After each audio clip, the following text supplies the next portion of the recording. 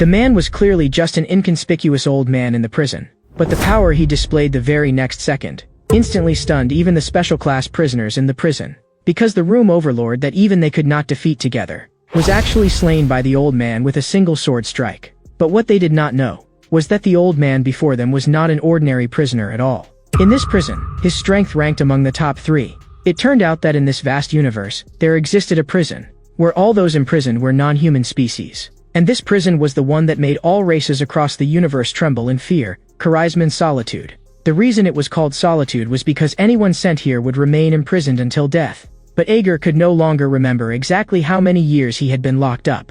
On this very day, Ager's cell door was opened. "Get up, you're changing cells today." Ager slowly rose to his feet. I didn't expect a month to pass so quickly. Then he followed the guard toward his new cell. The guard looked at the old man walking ahead of him and felt speechless. By rights, I should be leading him to the new cell, but instead it feels like I'm following him. I was warned by my seniors long ago not to provoke this old man. But the entire structure of this prison changes randomly every month. How exactly does this blindfolded old man still manage to find his way? Before long, they arrived at the entrance to a cell. Ager even reminded the guard in return to be careful on the way back, since this place was probably quite far from the guard's lounge. The guard did not want to get too involved with him and only kept urging him to hurry inside. The moment he saw Ager enter with his own eyes, he immediately reported to his superior, "Single cell transfer complete." As soon as Ager stepped into the cell, he heard the noise all around him. He merely took a sniff with his nose and judged that the place was about 500 square meters. And most of those locked up here were first-level prisoners, who were at the very bottom of this prison. The prisoners in this prison were divided into different ranks. Most here were level 1, with the highest only being level 2. But Ager caught a different scent. Looks like what comes next will be very interesting. Just then, a golden light lit up in the center of the room. It turned out the guards had teleported the meal in.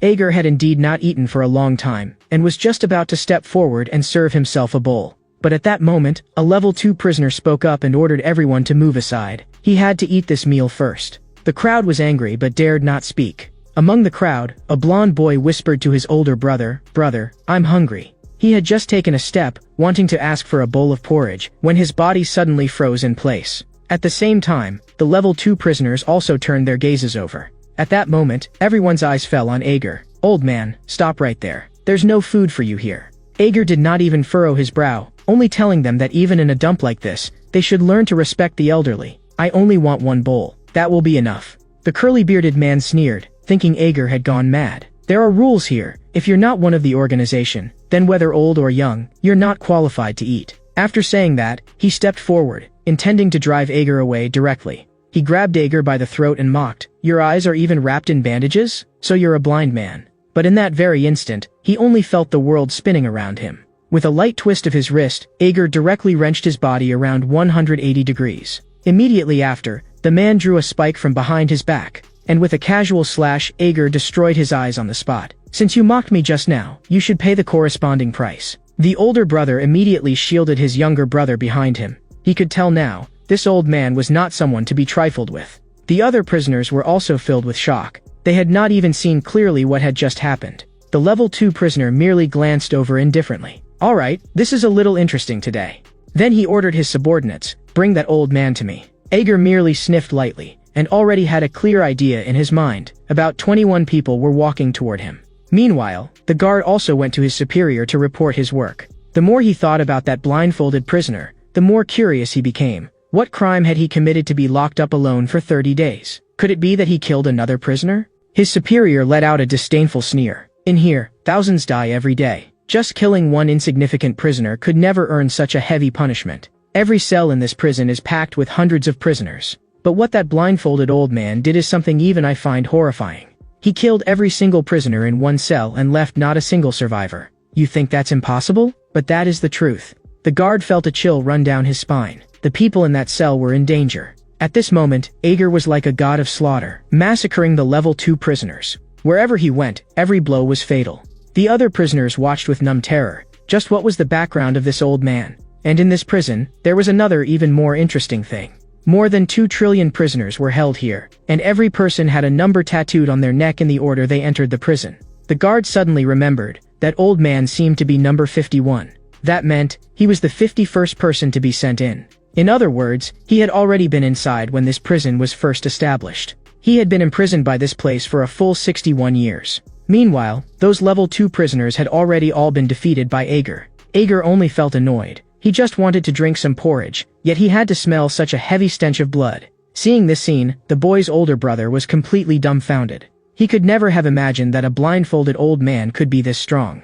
By contrast, the younger brother beside him was full of longing. If only he could become this strong too. Dozens of level 2 prisoners had almost no power to fight back and were knocked straight to the ground. Even more frightening, someone noticed that every one of them still had a last breath left. That was enough to prove that the old man's control over his strength was terrifyingly precise. The leader of the level 2 prisoners asked in a deep voice who the old man really was. But Ager could not even be bothered to answer, and instead coldly mocked them for thinking they could overwhelm absolute power with numbers. In my eyes, things like you are trash. I've already severed your hand tendons. In at most 2 months, you'll die here. Ager threw out one final sentence. If you want to die sooner, feel free to come find me. The level 2 prisoners no longer dared act arrogantly and could only limp away. When Ager served himself food, no one dared go near him again. But he had no intention of stopping them either. If you want to eat, then go serve yourselves. Don't block the way. Thanks to him, they were finally able to eat a full meal today. Most prisoners thrown in here would die. Even if they survived by sheer luck, this place would activate all kinds of systems to make their lives worse than death. Every prisoner who managed to endure those torments had to be treated with caution. At this moment, some had already marked Ager as the most dangerous presence in this room. Judging from what he had shown today, neither his words and actions nor his combat power were like those of an ordinary person.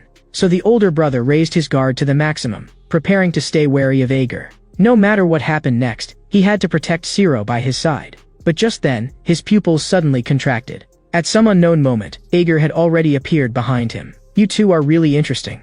The older brother backed away repeatedly like a startled cat. He had not even noticed when Ager got close. In that instant, the three of them were all thinking different things. The moment I entered this room, I smelled a special scent. Now, I've finally found its source. Ager looked at the blonde boy. It seems there is a very precious bloodline inside you.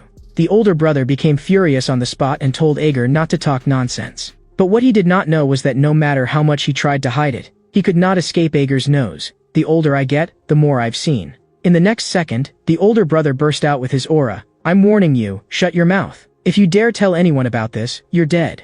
Ager was a little speechless and raised a hand to scratch his face. What would I gain from telling anyone? It's just that I haven't seen such a precious friend in a very long time, so I found it novel. After confirming that Ager truly had no ill intent, the older brother stopped pressing the matter, then immediately turned and left with his younger brother. Just then, another burst of golden light erupted in the room. This time, what was teleported in was not food, but a group of prisoners who had earlier been sent out to mine. The Rhino Beastman Manhwa complained the whole way, I'm exhausted. Beside him, the Sea Eagle Beastman Horik looked the same, his face full of fatigue. Behind them was also a beastman named Gaku who did not say a single word. After the group was teleported back, they quickly sensed that something was wrong. Why was there so much blood on the ground? They examined the viscosity of the blood. This had probably happened about 30 minutes ago, and at least more than 20 people must have been injured for this much blood to have flowed. The big rhino let out a roar. We've only just gotten back from mining. Who the hell made this place like this? But the only response he got was dead silence. No one dared answer.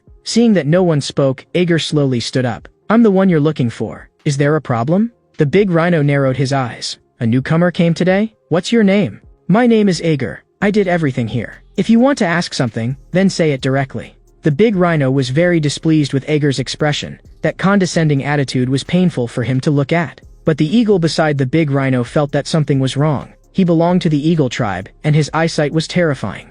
Just now, Ager's body gave a slight sway, and in that instant, he clearly saw the number engraved on Ager's neck, 51. The eagle did not hesitate in the slightest and immediately stepped in front of the big rhino, telling him to stop. The big rhino was baffled on the spot. Why are you stopping me? He's just an old man, isn't he? But at this moment, the eagle was already covered in cold sweat. He ignored the big rhino completely and only spoke to Ager. We won't provoke you, and please don't interfere with us. Ager gave a low then turned and walked away. If you don't provoke me, I won't trouble you either. Before leaving, Ager tossed out one last sentence. Let's live in peace like that. Only after confirming that Ager had really gone far away did the eagle finally let out a breath of relief. Just then, the prison broadcast sounded again. Lights out time has arrived. Activating no standing system. Everyone lie down with your backs pressed flat against the ground. This was one of the 4 major systems of the prison. namely the gravity control device on the prisoners' bodies. Once sleep time began, everyone would be suppressed by gravity and unable to stand up. Even if someone forced themselves to stand, they could be electrocuted to death on the spot. So no matter how unwilling they were, they could only lie down obediently and wait for dawn. But just then, no one noticed. A red insect crawled out from a crack in the ground.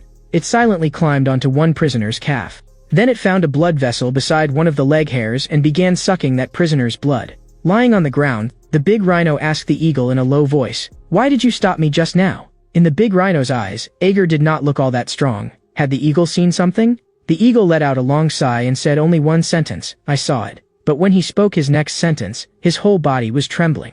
The eagle's voice shook. "I saw 51 engraved on his neck." The eagle had absolute confidence in his eyesight, so he was certain beyond all doubt, that was 51. After hearing this, the big rhino could not stay calm either. If he really is 51, then how long has he been in this prison? Even the eagle could not say for sure, but most likely, he came in when the prison was first established. So he does not even have a rank assigned like we do. And don't rush to apologize either. He doesn't look like the kind who holds grudges, so there's no need for us to clash with him. Just as the big rhino was still suppressing his anger, 2 pebbles suddenly struck the ground beside him. The 2 of them tensed up instantly. Everyone is being restrained. Who made that noise? They turned their heads and saw that not far away, a group of zombies had appeared, crouched over prisoners and tearing into them. That sight scared the souls out of everyone still alive. The eagle's face turned deathly pale the moment he saw those zombies. Ager noticed the commotion over there as well, and only found it unbearably noisy. He might as well go back to the solitary cell for some peace and quiet. He tilted his head and saw that all the zombies had insect bite marks on their legs. Ager smacked his tongue. "During the time I was locked in solitary, who opened the bug chamber?" In the next second, Ager began forcibly breaking free from the immobilizing restraint. Immediately after, arcs of electricity crawled over his entire body. By the time the zombies rushed in front of Ager, he had already sat up. He let out a low laugh. "If I don't deal with you, I won't be sleeping tonight. This electric system on my body feels like nothing more than a tickle." The zombie horde surged toward everyone like a tide. Seeing this, the older brother's heart pounded wildly. Then his fists also began forcibly breaking free from the immobilizing restraint.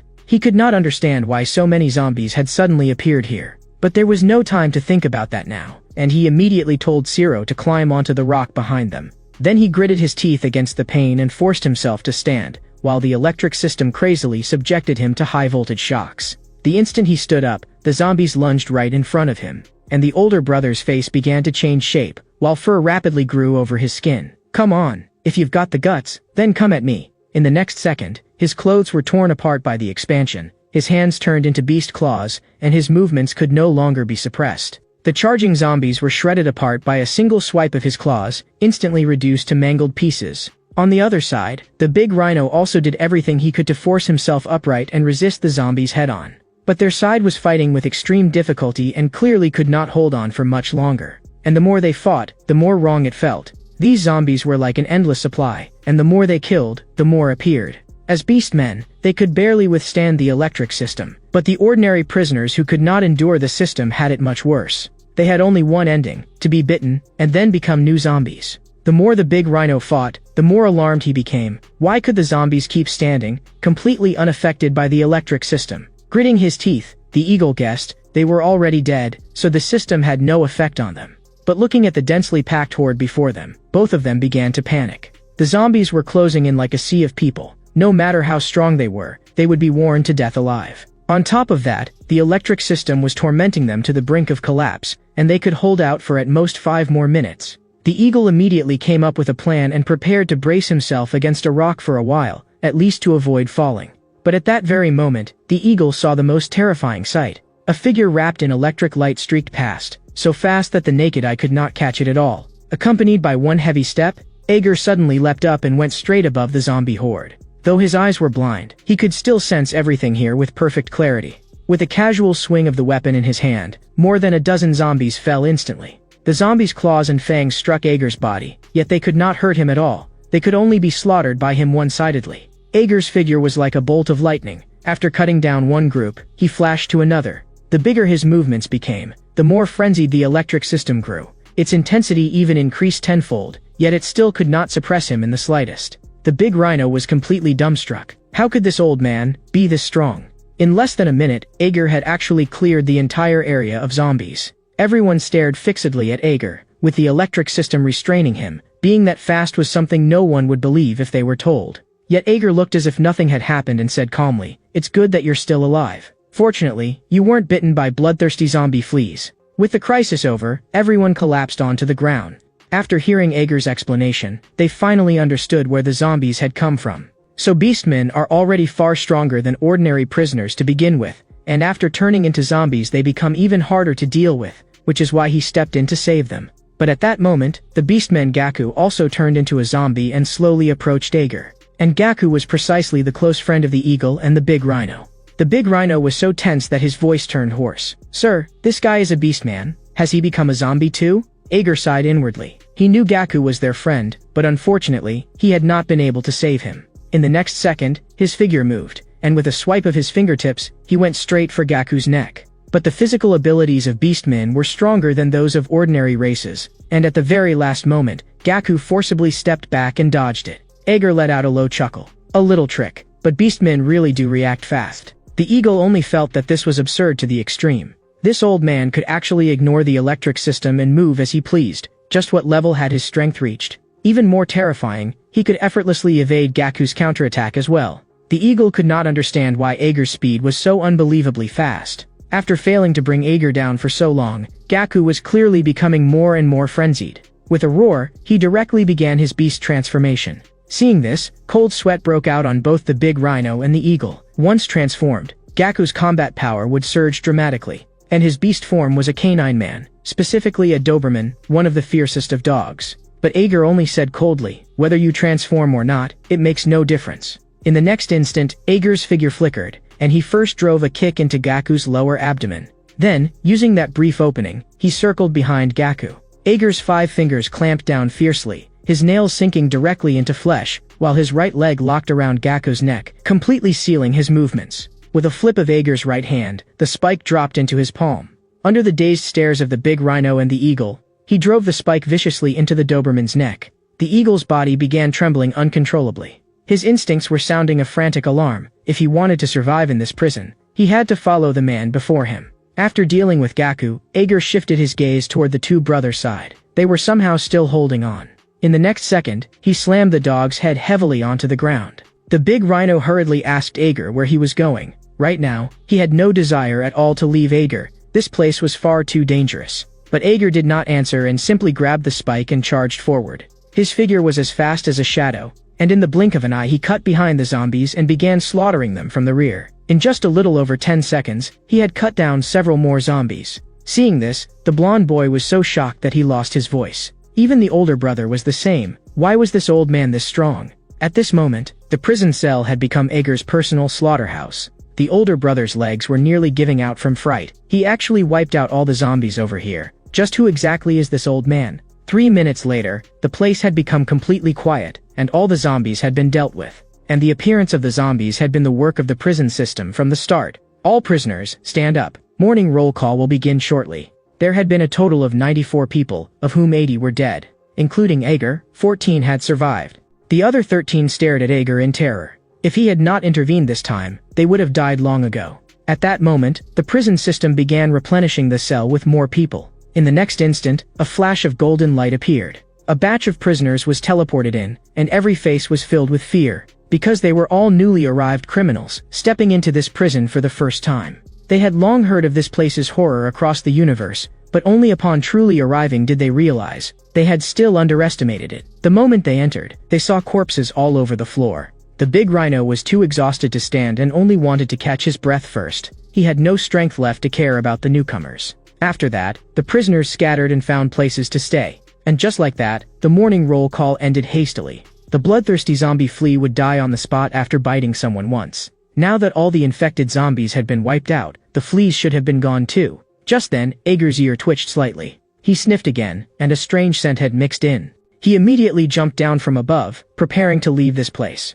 Then everyone saw Ager walk straight to a large door. The others were confused. What was the old man doing standing at the door? They saw Ager place his hand on the door. With only a light push, he pushed it open. Without paying any more attention to the prisoners behind him, he walked in alone. At that moment, some newcomers wanted to follow him out, but the eagle stopped them directly. If you want to die, then follow him. Use your brains. If the door isn't locked, why don't we go out? Because no one who has ever walked through that door has come back alive. There is a monster in that corridor. It could easily tear apart every prisoner here. The strength of that kind of monster is beyond your imagination. At this moment, Ager was only calmly following the scent ahead, as if he had run into an old acquaintance. Behind the door stood a goblin. Ager and he were old acquaintances, and this time the other party had come specifically to find Ager. Ager casually greeted him and asked what he wanted. Then the goblin, named Jacob, took out a long roll of paper. He wanted Ager to draw the map of this place on it, because the place had changed just the day before yesterday. Every change would completely renovate and reorganize the entire structure of the prison on a regular basis, and this process was called a shift. So remembering every path in the prison was almost impossible. But Ager only took a few minutes to draw the entire map perfectly. Jacob was astonished as he watched. No matter how many times he met Ager,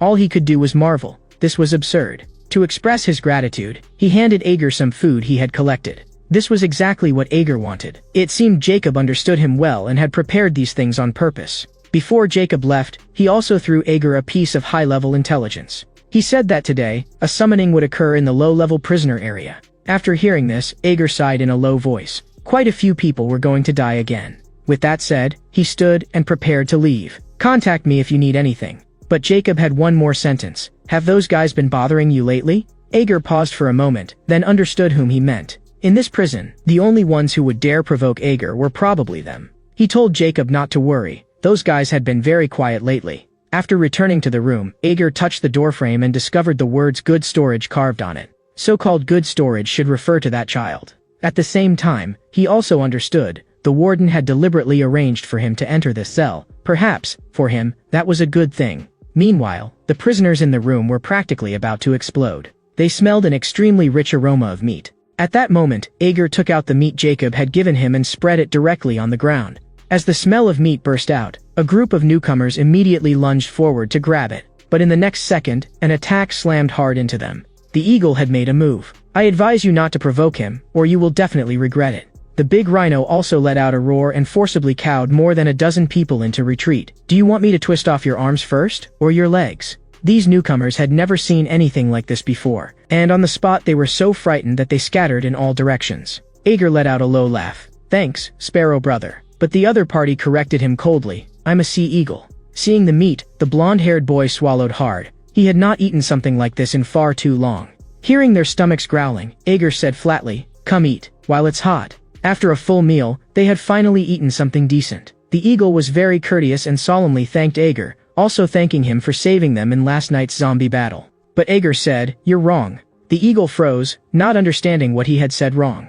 Ager's voice was very cold. In this prison, being alive is not worth gratitude, because being alive will turn you into a curse. I can smell the desire on you, but I still have to ask, do you really want to keep living here? Everyone was stunned. Who would not want to live? Was that not instinct? Ager continued asking, what if your instinct wanted you to die? For a moment, the eagle and the big rhino had no answer. How could instinct force someone to die? Ager stared at them. Even so, do you still want to go on living here? The eagle and the big rhino nodded at the same time. They did not want to die here.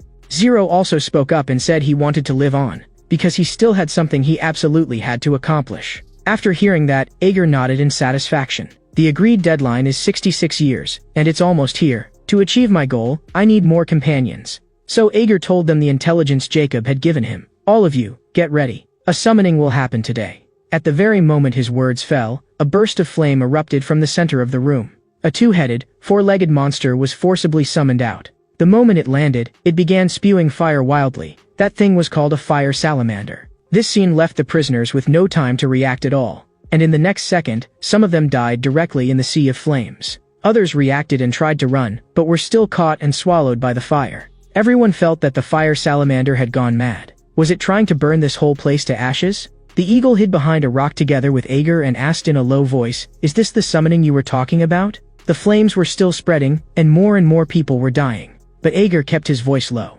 Don't panic. As long as I'm here, you won't die. The moment it appeared, I had you turn this place into a temporary stronghold. As long as you stay here, you can survive. And I can sense it, it'll be charging at us soon. You must do exactly as I say. Very soon. The fire salamander changed direction and blasted flames straight toward them. Fortunately, there was a huge rock in front of the big rhino, blocking most of the fire and at least preserving their lives. Even if they were burned, they would not be directly incinerated to death. Taking advantage of the gap when the fire salamander paused to breathe, they hurled the mud they had prepared at it as hard as they could. Those who had not had time to shape mud simply smashed it with broken stones. The fire salamander was also a living creature, and it needed to breathe, except that it breathed through its skin.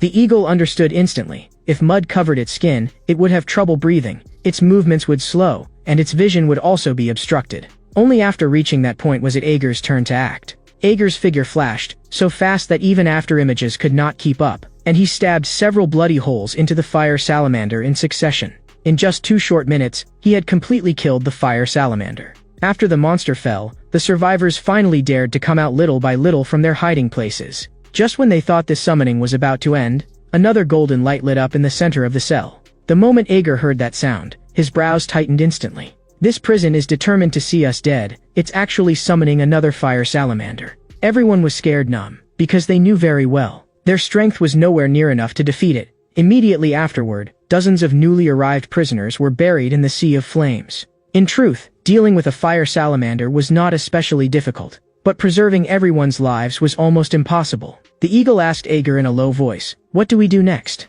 Aeger made a decision that sent chills down everyone's spine: retreat into the corridor. The moment they heard that, several faces changed on the spot. But Aeger gave them no time to hesitate and directly ordered, "Follow me." The eagle's forehead was covered in sweat, whether from the heat or from fear, he did not know. The big rhino could no longer care about saving face, and tears streamed down his face. "Didn't you say it's even more dangerous outside? Then why are we all going into the corridor?" The eagle grabbed the big rhino at once. "Stop talking nonsense. Right now, only by following Aeger are we safe." In the brief moment the big rhino froze, the fire salamander behind him had already caught up. At the same time, Aeger's figure flashed and shot straight toward the big rhino. With a casual slash, he killed the fire salamander on the spot. "You just said you didn't want to die here for nothing. Then come with me." After witnessing that, none of them dared say another word. Wherever Aeger went, they followed.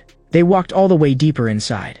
The eagle felt a chill in his heart. Even with his eyesight, he could not clearly see the road ahead. Was this the corridor that was even more dangerous than the cell? Aeger lowered his voice. "All of you, stay sharp. We may run into other prisoners here, especially level 3 and level 4. The moment you lose focus, they'll kill you."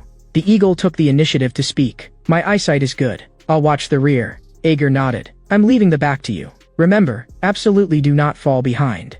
The eagle's instincts told him that something in the distance was staring at him. Very soon, he became even more certain. There was something in this corridor, and it was extremely dangerous. He immediately turned and said to Aeger, "I think it'd be safer to go back to the cell." But the moment he turned his head, he found that there was not a single person in front of him. The eagle instantly broke down in terror, and tears rushed out on the spot. "What's going on? Could I really be the only one left in the corridor? Where did old man Aeger go?" At the same time, on the other side, the big rhino was also anxiously calling out for his companions. Aeger coldly interrupted him. "Don't shout. There are too many dangerous things in the corridor. You're attracting monsters. If you want to stay alive, do as I say." The big rhino trembled with anger. He did not know whether he would ever find his companions again. Aeger told him not to panic. "Let's just hope that when we find him, he isn't a corpse." Then they continued deeper inside. Suddenly, Aeger stopped and sniffed the air. He sensed something wrong ahead and raised a hand to signal everyone to stop.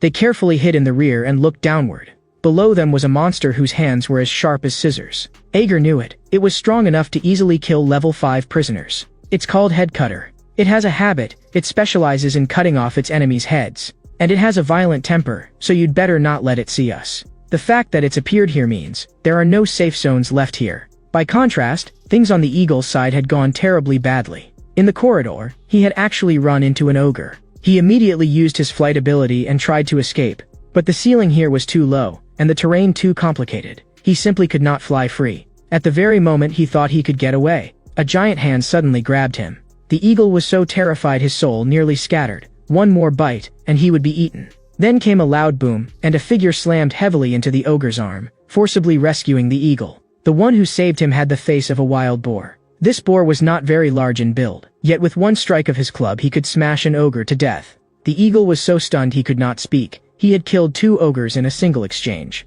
The boar walked in front of the eagle and sternly demanded, "Why do you have that blind old man sent on you?" The eagle was so frightened that his voice went weak. "Are you talking about old man Aeger?" At that moment, several more people appeared behind him. The eagle looked up, and his heart nearly stopped. Standing before him were 3 giants, and each of them had a 4 tattooed on their neck. At that moment, he completely believed Ager's words. The old man didn't lie to me. This place really is full of level 4 criminals. By comparison, Ager's side was actually luckier. Headcutter had not noticed them. Otherwise, he would have been forced into another fight. The big rhino's face turned pale. This corridor is terrifying. Next time, I'd rather die than come here again. Ager replied flatly. I think this place is good for a walk. It's not scary at all. If you're afraid, go back to the cell. The big rhino exploded instantly. I'm not a coward. I won't abandon my friends. If I can't get my companion back, I'm absolutely not going back. Ager nodded, his tone showing rare approval. That's what I like to hear. Then let's keep looking. The big rhino was still uneasy. Do you really know where my friend is? You'll see him soon enough. Don't worry. At this moment, the eagle was being gripped by the throat by the boar. I just share a dorm with him, that's all. I'm really not connected to him. The 3 behind the boar asked what was going on. The boar gritted his teeth and cursed, this guy carries that old man's scent. The 3 men's eyes widened instantly, and cold sweat broke out immediately. That blind old man was taboo here. Merely hearing his name made people shiver inside. The moment they heard Ager, they already wanted to turn around and run. Then a red-haired man spoke up and said he wanted to talk to the eagle. The eagle lay on the ground, his legs trembling weakly. Ask, I'll tell you everything. The red-haired man lowered his voice. Relax, we won't hurt you. There are many people in the prison watching old man Ager. If you stay close to him, those people will watch you too. Even if you had 10 lives, it wouldn't be enough. The eagle swallowed. The people you're talking about, who exactly are they? The man answered in a deep voice. They were monsters whom even these people did not dare meet eye to eye. So no matter what you do, be careful. In the next moment, this man released his ability. In only a short time, the injuries on the eagle's body were healed by him. He also chanted a spell to calm the mind. You can leave with peace of mind now. After doing all this, they turned and left, all the while muttering, thank goodness that terrifying old man isn't here. But for the eagle, he had become alone once again. After his body had recovered enough to move freely, he stepped into the darkness again to search for his companions. Not long after, the eagle heard the familiar voice of the big rhino. The big rhino immediately rushed over. You're still alive, thank goodness. Panting, the big rhino said, Ager led me to you. His nose is unbelievably sharp. Then he told Ager everything that had happened before. Someone who believed in the light constellation had healed his wounds. After hearing this, Ager remarked that he was lucky. Fortunately, the one he had met was not someone who believed in the empty seat. It turned out that there really were beings in the universe close to gods, known as the light constellation. Standing opposite them was the dark void seat. Whether they believed in the light or the dark, most of them were fanatics. They believed that faith could guarantee where they would go after death. It was the same in this prison, where the forces of faith were likewise divided into different factions. I didn't expect the little sparrow to survive the corridor. That means his growth potential is very high. Moreover, Ager really could smell an extremely strong desire to survive on him. I've tried many times before to raise fangs. It isn't hard, it just takes time. In the future, they will all become beings that make others tremble in fear. But the problem is, I don't have much time left, so they must grow quickly. Just then, Ager cursed under his breath, damn it. He told everyone to retreat at full speed immediately. The instant they turned around, a huge explosion erupted behind them. It turned out that the head cutter they had encountered earlier had caught up. Everyone was stunned. What rotten luck, to run into it again. But in Ager's mind, the eagle was even more unlucky. He had only just gotten his life back, and in the blink of an eye he was being hunted again. Running at the back, the eagle urgently asked Ager whether there was any way out. Since Ager had decided to train them, he could not abandon them here. Headcutter's target should be me, so I have to split up from you. There happened to be a passage ahead, and they dove into it without hesitation. Headcutter was too large, and for the moment it could not squeeze inside. Lowering his voice, Ager made the eagle remember this. Starting from the next fork, take them left, right, and you'll get back to the cell. Once you've gone far enough, I'll lure Headcutter in another direction. But in the very next second, relying on its terrifying destructive force, Headcutter forcibly smashed its way into the passage. They also took that chance to part ways completely. Just as Ager had judged, Headcutter's eyes were fixed on him. After Ager led the monster away, they finally won themselves a moment to catch their breath. At that moment, Brother suggested, will the old man really be okay? Should we go back and help him fight? Just as everyone was about to turn back, the eagle immediately stopped them. You're all thinking about this the wrong way. The old man has survived in this prison for so long, something we could never do, which means he has seen far more monsters than we can imagine. Him telling us to go back to the cell is the most correct choice. Going back would only hold him back and be no different from throwing our lives away. Meanwhile, on the other side, Headcutter actually spoke. Can't catch your breath? Legs hurting? Want me to help by chopping your legs off, so they won't hurt anymore? Why aren't you saying anything? At least leave a few last words. Ager merely asked calmly, you want to kill me? Of course I do. You tricked me back then. But Ager had no memory at all of tricking it about anything. That sent Headcutter into a rage. Exactly 4 years, 4 months, 13 days, 3 hours, 45 minutes, and 51 seconds ago, you said you wanted to play rock paper scissors with me. The monster's foul breath blasted over him, blowing Ager's hair backward, but Ager felt that something was even more wrong. By all rights, ghosts and monsters should not have a complete sense of self, much less say something like this, yet it could remember Ager's words, which meant it had been sent by someone. Ager formed a suspicion in his heart. Could it be Saddle? But Headcutter said it had never heard of Saddle and did not know him. Ager raised a hand and scratched his ear. Saddle is that kid from 5 years ago. Grown up now, and he's actually ordering ghosts around.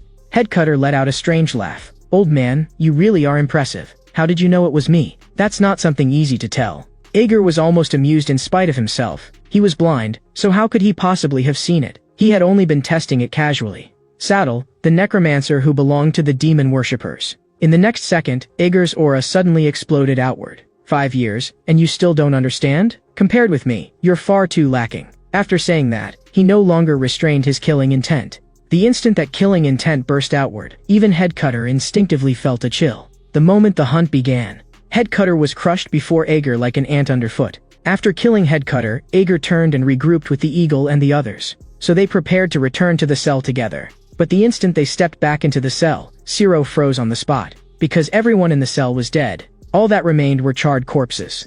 Seeing such a horrific scene, Zero's stomach churned, and he immediately wanted to vomit. Ager raised a hand and patted his shoulder. This is the reality of the prison. You have to learn to accept it. Suppressing his nausea, Zero asked Ager in return, do you mean, the weak all die? Ager frowned and corrected him. There is no distinction here between weak and strong. Anyone can die at any time.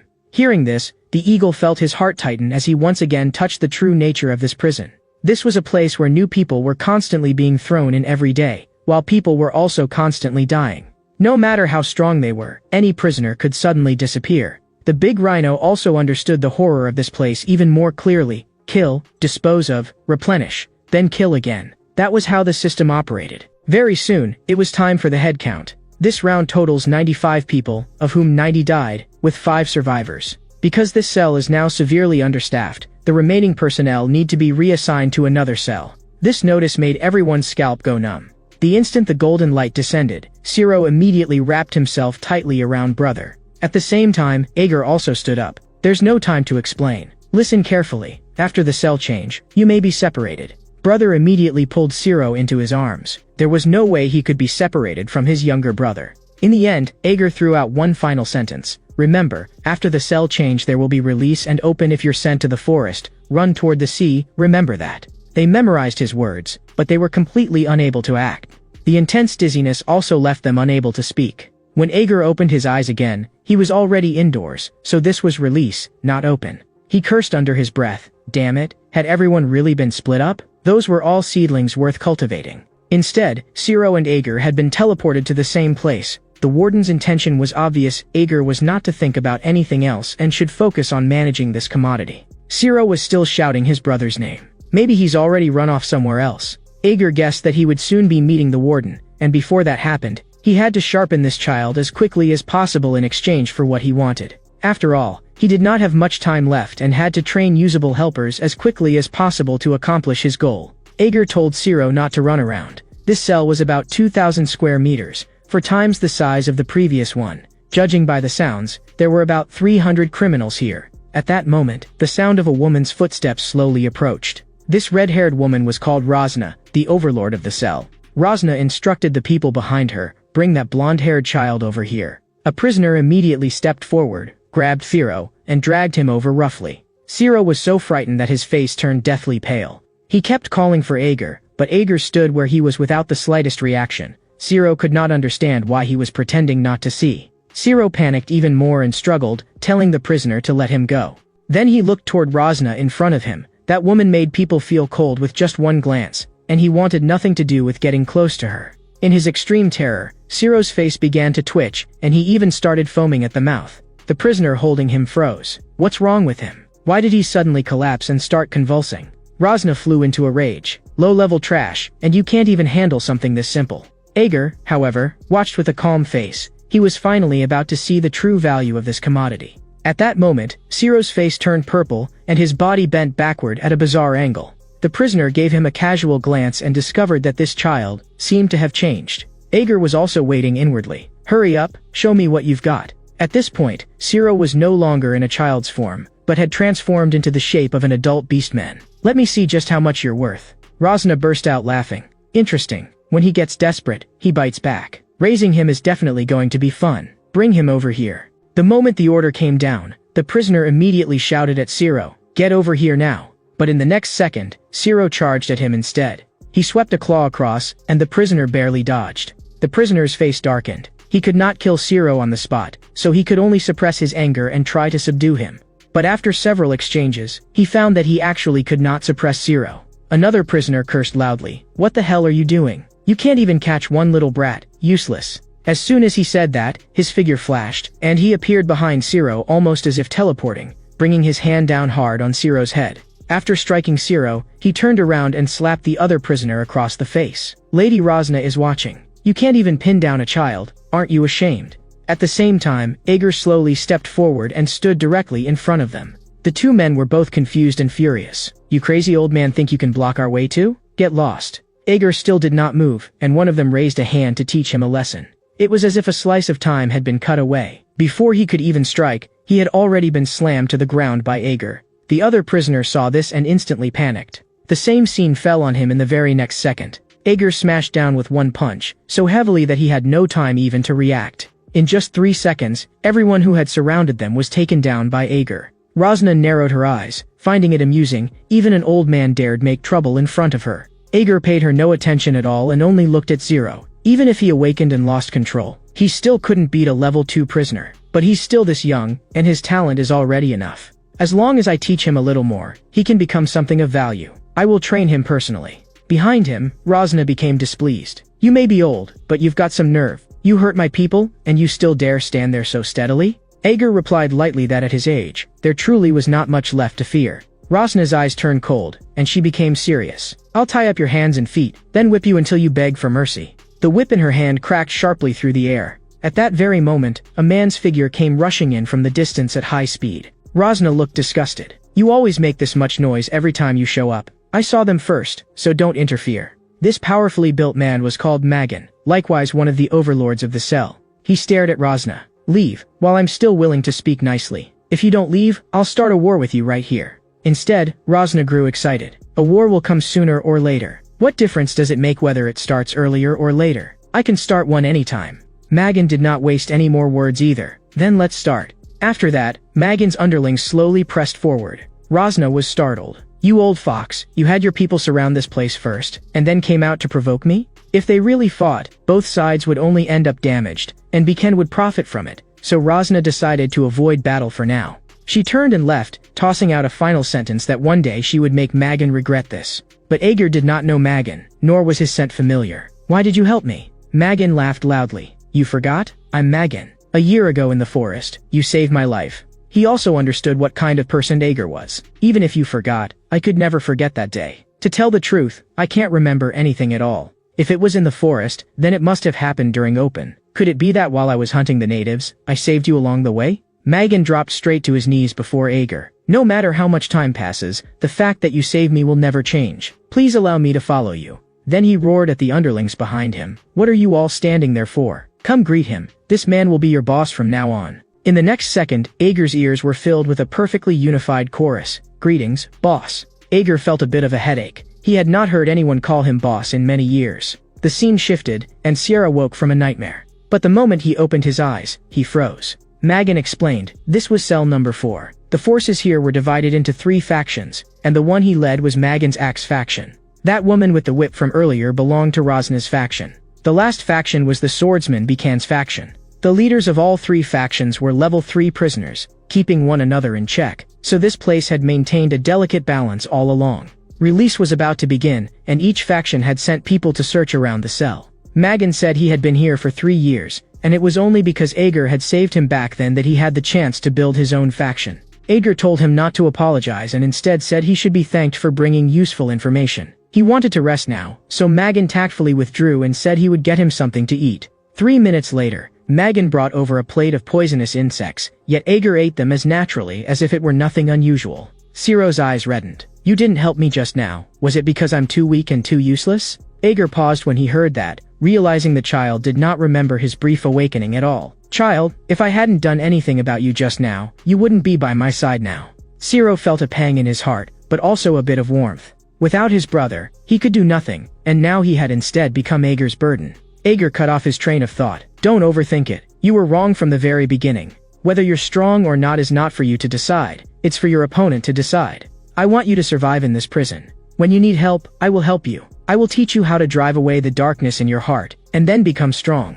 Ciro could hardly believe it. I can really become stronger? Ager told him to do one thing before becoming stronger. Eat. In this prison, there is only one thing I fear most. Hunger. Hunger is harder to endure than any pain. If your stomach is empty, you cannot possibly become stronger. That is reality. So if you want to become stronger, eat it. Ciro's throat tightened. He did not want to eat these things at all, but he wanted even more to become stronger. He clenched his teeth and swallowed the nauseating food. For as long as he could become stronger, he would no longer have to be a burden to anyone. At this moment, Rosna was kneeling before a red bead. The red bead spoke and asked, "How is the progress?" Rosna replied that the life force had already gathered halfway, and it should be completed before the next open. As for anything else, there was nothing unusual. Today it was only an old man bringing a child, and she did not think they were worth noticing.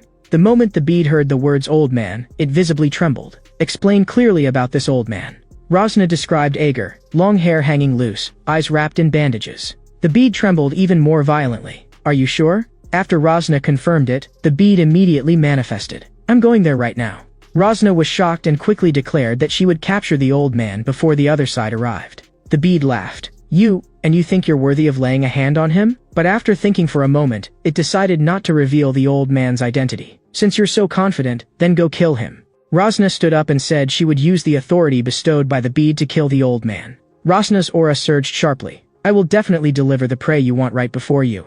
Meanwhile, Ager began truly teaching Ciro the real stuff. The reason he was training Ciro was because the child's talent was absurdly high. Finally, on the second day of training, they successfully entered Ciro's inner world. Ager slowly said, "Now, we are going to enter your inner world." He reminded Ciro that he had to maintain his breathing rhythm, otherwise he could be forced out at any moment, and it could even cause serious trouble. Ciro answered softly, In the next second, a force pressed toward him head-on and dragged Ciro into the depths of his inner self. When he regained his senses, he found that everything around him was pitch black. A chill ran through Ciro's heart. Just a moment ago he had been sitting, and now it felt as if he had been thrown into another world. Ager told him to steady himself. Stay calm. I'm right beside you. This is your inner world.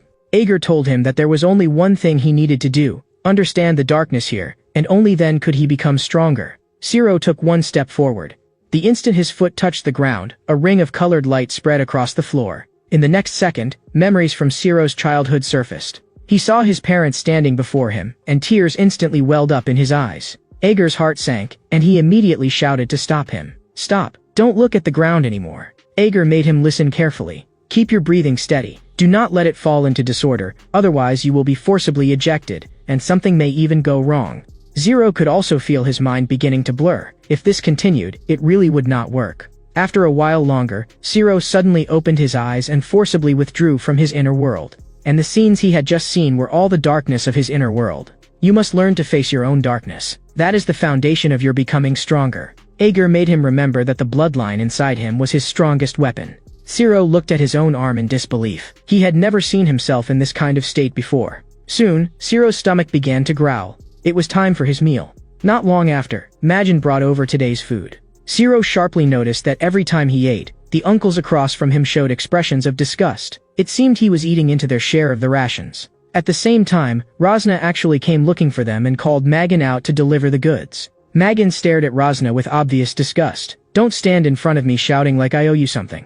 After that, Magan had his men gather up the corpses of those who had died yesterday. These corpses belonged to members who had died while Magan led people out hunting yesterday. Rosna looked very satisfied. 2 on our side died as well. Watching from behind, Ciro was so dumbfounded that he was nearly scared senseless on the spot. Ager told him to steady himself. This was their food. they would exchange the dead, and then eat them. This kind of thing was very common in this prison. If they did not do this, there simply would not be enough food for so many people to survive. Zero could no longer suppress the urge to vomit, but Ager stopped him. What you ate was monster meat. Throwing it up will harm your body. In a very heavy tone, Ager warned him, no matter how hungry you get in the future, you must never eat people. Monsters and insects, you can eat those however you want. But if you become like them, then there will be no saving you.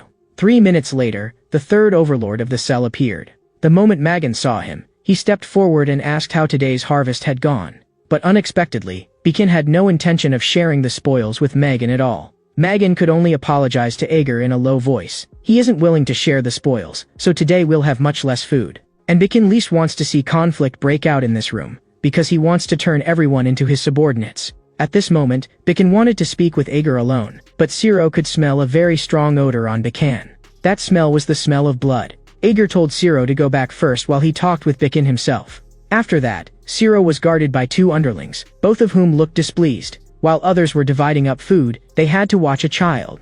But as they kept watching, they actually began to drool. This child's meat had to be tender. A chill ran through Zero's heart, and he was almost on the verge of breaking down. Here, he even began to doubt whether he could really become strong like Ager. There were too many strong people. With his current bit of strength, there was no way he could survive on his own until tomorrow. An hour later, Ager returned, and Zero said Ager was the strongest fighter he had ever seen. He could not help smiling as he asked, "Are you human?" Ager was rendered speechless by the question. "If I'm not human, then who is standing in front of you?" Zero was already close to treating Ager like a god. "You're different from everyone I know. Can you use chi, or magic?" Zero had guessed only half right. Ager could not use magic, but he really could control chi. Ager asked what else he wanted to know and told him to ask everything at once, because they still had to train later. Zero then asked how old Ager was. "I'm 88 years old. I don't really have hobbies. What I like most is taking walks in the corridor. As for friends, I do have 2, and they're both the most reliable backs I have. One looks cold, but his heart is warm. The other looks like a bear." His last question was why Ager had come to this prison. When Ager heard that, he clearly paused. Then he said in a low voice, "My wife died. I came here because of her. She was very beautiful, and when she smiled, she shone. I'll tell you about that another time." After hearing this, Zero also felt so distressed that he could not say anything, and afterward Ager left. But not long later, a rumbling tremor suddenly came from the ground. What happened next shook Zero to his core. He saw a whip coil around someone and yank them into the air. That whip was far too familiar to him. Rosna's figure pressed directly in front of Zero. "Tell me where that old man went." Zero's pupils were full of fear. Ager was not here, and on his own he had no idea what to do. And the look in that woman's eyes was as if she wanted to tear him apart. The pressure she gave off was suffocating. In the next second, Rosna lashed Zero until his skin split and his flesh tore. When the whip struck his body, the pain was so intense he nearly bit his teeth apart. Rosna, however, frowned. Wasn't this the little brat from yesterday who could transform? Forcing himself through his fear, Zero warned her, "If you dare touch me, something terrible will happen." Rosna flew into a rage. "You still dare threaten me?" But at that very moment, Zero's body began to mutate violently. Rosna's eyes turned feverish. "Good. I want to see you transform." The moment Zero completed his transformation, he lunged straight at Rosna. Rosna met him head-on with her whip, and she actually hoped he would last a bit longer, otherwise she would find it boring.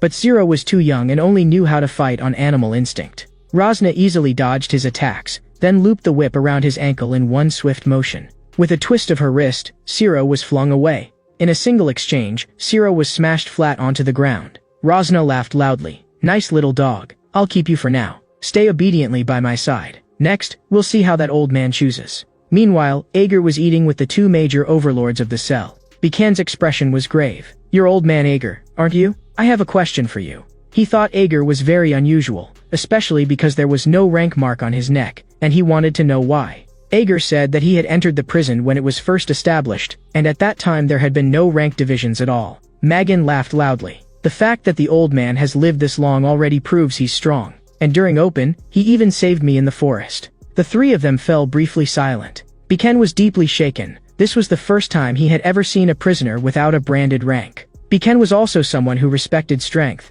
and he released a trace of killing intent, wanting to test whether Ager truly had that level of power. In the next second, within the world of thought, Becan severed Ager's head with one sword strike. There was no wind in this prison, yet Magan inexplicably felt a chill on his back. Not only did Ager detect that killing intent, He even saw in his own world of thought what Beacon had done to him. The moment Beacon saw Ager's expression, he understood the answer. Magan shivered, not knowing why he suddenly felt cold. Ager slowly stood up, preparing to head back first. After all, there was still a child in his room waiting to be fed. After Ager left, Beacon unconsciously tightened his grip on the sword on the ground. That killing intent had been so faint that even Magan had not noticed it, yet Ager had noticed it and shown no reaction at all. That alone was enough to prove that Ager was a true powerhouse. Ager, I will remember you. Meanwhile, on the other side, Ciro had already been taken away by Rosna.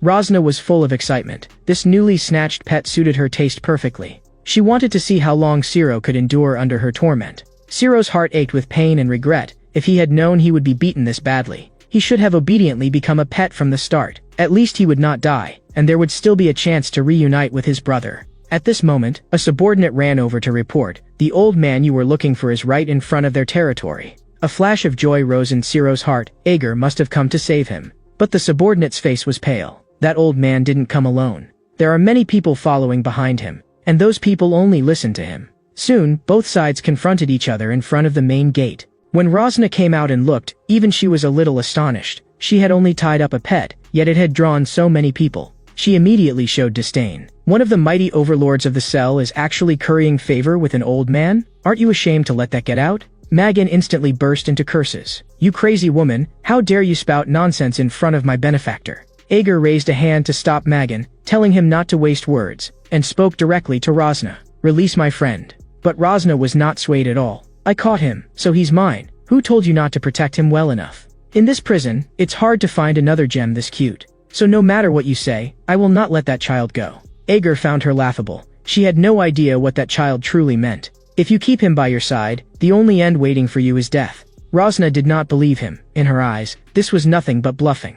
Magan could not hold back and raised his blade, ready to charge forward and cut Rosna down. But Ager felt there was no need. "Go back." After saying that, Ager actually turned around and left alone. After returning, Ager thought to himself, it would not matter if he rescued him a little later. They would not kill Ciro. And they could not kill Ciro either. The merchandise would not be harmed. Because that powerful warden would always be watching the course of the whole matter. And just at that moment, Ager's nose twitched. He smelled a very familiar scent. Even if Ciro had not asked today, I still would have remembered my former companion. When Ager reached the corridor, he heard a voice. It's truly been a long time. The owner of that voice was the very person Ager had mentioned to Ciro today. The friend who looked cold on the outside but was warm inside. Ager spoke to her. "Looks like you saw me while passing by." The woman before him was named Alice, her long hair falling down around her. She said, "The concentration of darkness is too high. I couldn't pretend not to see it, so I followed over to say hello. How has your health been lately?" One sentence from Ager made her freeze. "My health is terrible. I may not have much time left."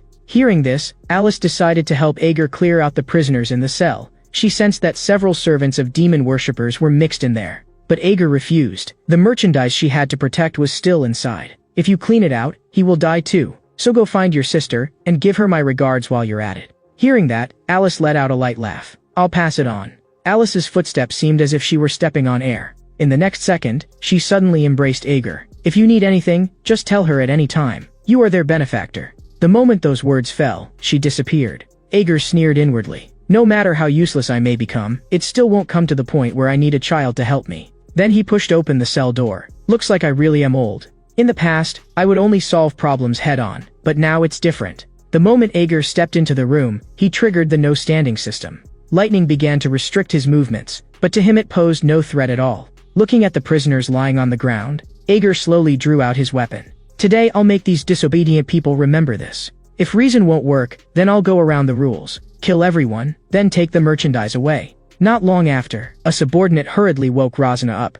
Rosna was very displeased at being awakened, but the subordinate was panicking and told her to come out and look immediately. The subordinate hurriedly reported, "At daybreak, many of our brothers had already met with disaster." Rosna was shocked on the spot. This prison had the no-standing system, and everyone in the cell would wake up at the same time. She simply did not believe anyone could launch a sneak attack during sleeping hours. But when she saw corpses strewn everywhere, her whole body instantly stiffened. Right after that, anger surged up and madly devoured her reason. Rosna abruptly reacted and turned to rush toward the room in the back. There, she saw the handcuffs had been pried open, and the person was already gone. Rosna furiously cracked her whip. It must have been that old man. She immediately gathered all the remaining people, preparing to go take revenge. Ager looked at Zero. You drank so much water the moment you woke up. How do you feel? Zero dropped to his knees on the spot. Thank you for saving me again. After going through this, I understand that I'm still far too weak. Zero raised his eyes and looked straight at Ager. Grandpa, I want to become stronger. Ager nodded. This child had at least some understanding. At this moment, Magan walked in, and the moment he saw Zero, he was startled. How did this child get back? Ager told Magan that he had brought him back himself. Hurry up and take stock. Prepare to move. It just so happens we need to talk with Bikan. Not long afterward, Ager, Magan, and Bikan were discussing matters when Rosna directly led people over to attack. Ager ignored the surrounding commotion and only looked at the two in front of him, waiting for them to make their choice. Rosna directly shouted, "You damned old man, get out here." Magan immediately shouted back, "You crazy woman, do you really want war?" Rosna stared fixedly at Ager. "You killed my people and took that child away, didn't you?" Ager was instantly speechless. Can't she first figure out the situation she's in now? Rosna could not believe that even an old man dared to face her head-on. Ager could not be bothered with her and only told the two leaders to seriously consider his proposal. Magan glanced sideways at Rosna. "Of course I agree." Bikan also spoke. "We will suffer some losses, but it should be acceptable." Ager looked at Rosna. "The proposal I gave them is very simple. Since 40 people are already dead, we might as well hold a banquet today and capture the remaining 60 people as slaves." Rosna was dumbfounded on the spot, so this was the move they had been calculating. Originally, each of the three factions had 100 people, and only then could the balance barely be maintained. But now the other side had 200 people, while she only had 60 left. She had no chance of winning at all. Fear instantly crawled into Rosna's heart. In the next second, those 200 people surged toward Rosna like a tidal wave. She finally understood completely. There were simply too many people on the other side. There was no way this battle could be won. Ager coldly walked past the edge of the slaughter, as if none of it had anything to do with him. Rosna also snapped back to herself, swinging her whip and lashing at the crowd rushing toward her like a madwoman. But in the end, she was outnumbered and was directly pierced through by blades and swords. Afterward, Ager came to Rosna's territory, where a bead was hanging above. As he played with it, he suddenly understood, this was the bead of vital energy, formed from the vital energy of the cell. Ager directly drew the vital energy from the bead into his mouth. He immediately felt that he could live a few more days. Ager said softly to the bead, "This pile of troubles has made me delay the time I was supposed to go see the warden." "Darkus, you're listening, aren't you? Last time, I forcibly severed Thaddle's connection to the ghostly creature. He hasn't already turned into an idiot, has he? Don't come looking for me again, or I'll make you regret it." At this moment, on the other side of the bead, that old man is saying so much nonsense. Is he scared? Ager pinched the bead between two fingers, making it crack. "You think I would be afraid of you? The only end for people who keep hounding me is death." With that, he crushed the bead directly. At this moment, inside cell 6879, the level 8 criminal, the vampire king Enduras, was elegantly sipping red wine. Just then, someone suddenly barged into the cell. The newcomer was the level 8 criminal and commander of the demon-worshipping legion, Darkus. Enduras looked at the intruding Darkus. "Next time, can't you show some manners?" Darkus replied directly, "Aren't you just like me, one of the followers of the Void Seat in loneliness? Then join me in dealing with Ager. He turned one of my disciples into an idiot. That disciple is very important to me." Enduras refused outright, but sneered inwardly. Since when did black magicians care about master and disciple? In the end, wouldn't they still devour each other? But he still reminded Darkus, "You can't afford to provoke the old man." Darkus found it laughable and instead mocked Enduras for being a coward. After saying that, he turned around and left. Enduras muttered in a low voice, "What a reckless little fool. Against the old man. Does he really think he can do it? Among this group of lonely criminals, could it be that no one has ever thought of dealing with him? And yet he is only human, but he has endured in loneliness for decades and still remains alive. If that doesn't say enough, then what does?" Meanwhile, another battlefield had already come to an end, and everyone was dividing the spoils of victory. One subordinate was reporting the gains from this battle to Bikan.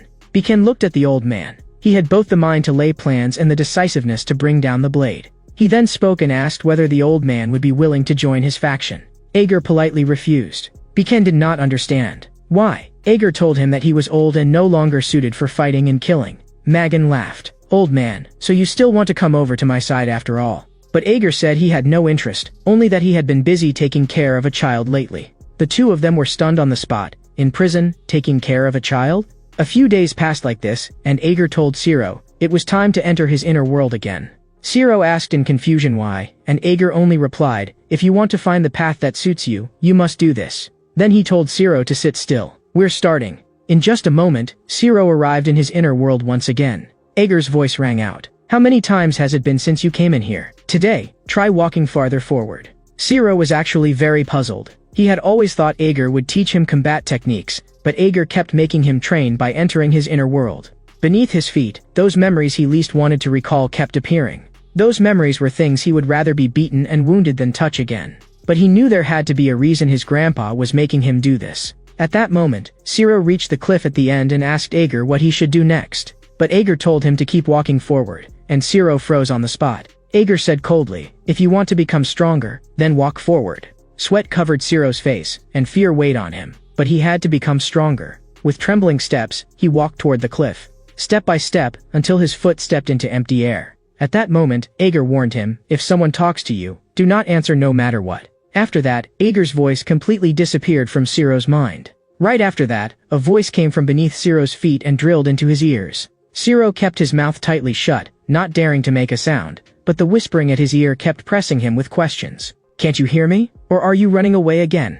That makes sense. You've always been a coward, only able to cling to others like a bug just to stay alive. Your parents and the villagers were taken away because of you. You're a coward. You can't even control your blessed bloodline. Go die." As Zero listened to each sentence, it felt as if his chest were being crushed, and even breathing became difficult. Then, from the corner of his eye, he saw that monster. The moment their eyes met, the monster lunged straight at Zero to bite him. At the critical moment, Ager reached out and forcefully dragged Zero back. The instant Zero opened his eyes, veins bulged across his body. It was obvious he still had not pulled himself out of the fear from just now. Ager looked at him and said flatly, "Congratulations. You faced the darkness in your heart." Only then did Zero realize that his body seemed to have grown larger. Ager told Zero that from here on, whatever he wanted to learn, Ager would teach him. Then Ager told Zero to attack him with all his strength. "I'll train your combat skills until you can survive." Before the words had even finished, Ager threw a punch at Zero, and Zero actually dodged it with a quick shift. But the next second, Ager's second punch had already followed. The force of the punch suddenly exploded, and Zero was sent flying directly. Then Ager told him, "If you want to improve your combat ability, you must learn several methods. First, fight by instinct. Learn to draw on the most primitive instinct in your inner world. Your strength after transforming is indeed powerful, but your moves are too easy to read. Stop thinking and strike by instinct. Feel that urge to destroy everything." As Ager watched Zero pounce at him, he could tell the child's talent was very strong. He had already grasped the feeling and had begun relying on instinct to look for Ager's openings. At first, his attacks only targeted the head, but now he had started changing positions and striking at other parts. He was attacking by feel, while Ager merely raised his hand again and again to block. He gets it after being taught once. This talent really is strong. Seeing that his goal had been achieved, Ager raised his hand and slapped Zero away. Then he said the second method was getting beaten. The moment the words fell, before Zero could even react, Ager instantly threw countless punches. As Zero was sent flying, Ager said coldly, "A person who has felt pain and a person who hasn't are not the same." Immediately after, Ager slammed another punch into Zero's chest. Then came an endless barrage of heavy blows. Does this brat really think dodging the first punch was enough? Only after beating Zero to the ground until he could no longer stand did Ager stop. Ager looked at the unconscious Zero. Looks like the third method will have to wait until next time. He grew this much the first time he learned techniques. His talent is even higher than I thought. After Zero fell unconscious, memories of the past kept replaying in his mind. He knew it was only a dream, but he still could not bear to wake up. Even if his father favored his brother, even if his father did not love him, even if his father was terrible and threw him into loneliness, he still missed him. Tears slid from the corners of Zero's eyes as he slowly opened them. Ager examined Zero's body and sighed softly. As expected, a werewolf's recovery ability is strong. Ager brought Zero to the highest point of the cell building and told him to focus and look at the criminals over there. Zero only saw that all the criminals were lying down asleep. Seeing the confusion in Zero's eyes, Ager told him, "That's right, it's sleeping time right now. How does it feel to overcome the no-standing system? Only those who face the darkness in their hearts can break this prison's rules." Zero stared at his own hands in disbelief. "So I can become like Grandpa too." As Ager watched the merchandise grow so quickly, he knew clearly that he would soon be able to trade it for pills that slowed aging. Over the years, he had overused his power, and this body had long since stopped being able to endure it. He had avoided this for so long, and it was time to end it. And besides, there was the Death Warlock saddle, the whip witch Rosna, and the demon-worshipping Legion Commander Darkus who commanded them. Ager had been avoiding them all this time, but sooner or later he would have to face them. It's time to make a move. At this moment, everyone in the cell was checking their weapons, because release could begin at any time. Looking at the busy crowd, Zero asked in confusion, "Why is everyone so busy?" Ager answered, "Today is release day. Release is a system created to deal with all kinds of preparations by criminals. Today, many people will die." At that moment, a virtual window suddenly popped up in midair inside the cell. A voice came from the window, "Release is about to begin." Immediately after, a golden light enveloped everyone. Everyone was forcibly teleported by the golden light to the lower corridor of 8972. Many criminals were experiencing release for the first time. They looked around nervously, their expressions tight. Ager told them, "Once the system starts, no matter the prisoner's rank, everyone is forcibly thrown into the corridor. And you all know what kind of place the corridor is. If you want to live, return to the cell immediately." At that moment, Ager suddenly sensed the enemy closing in.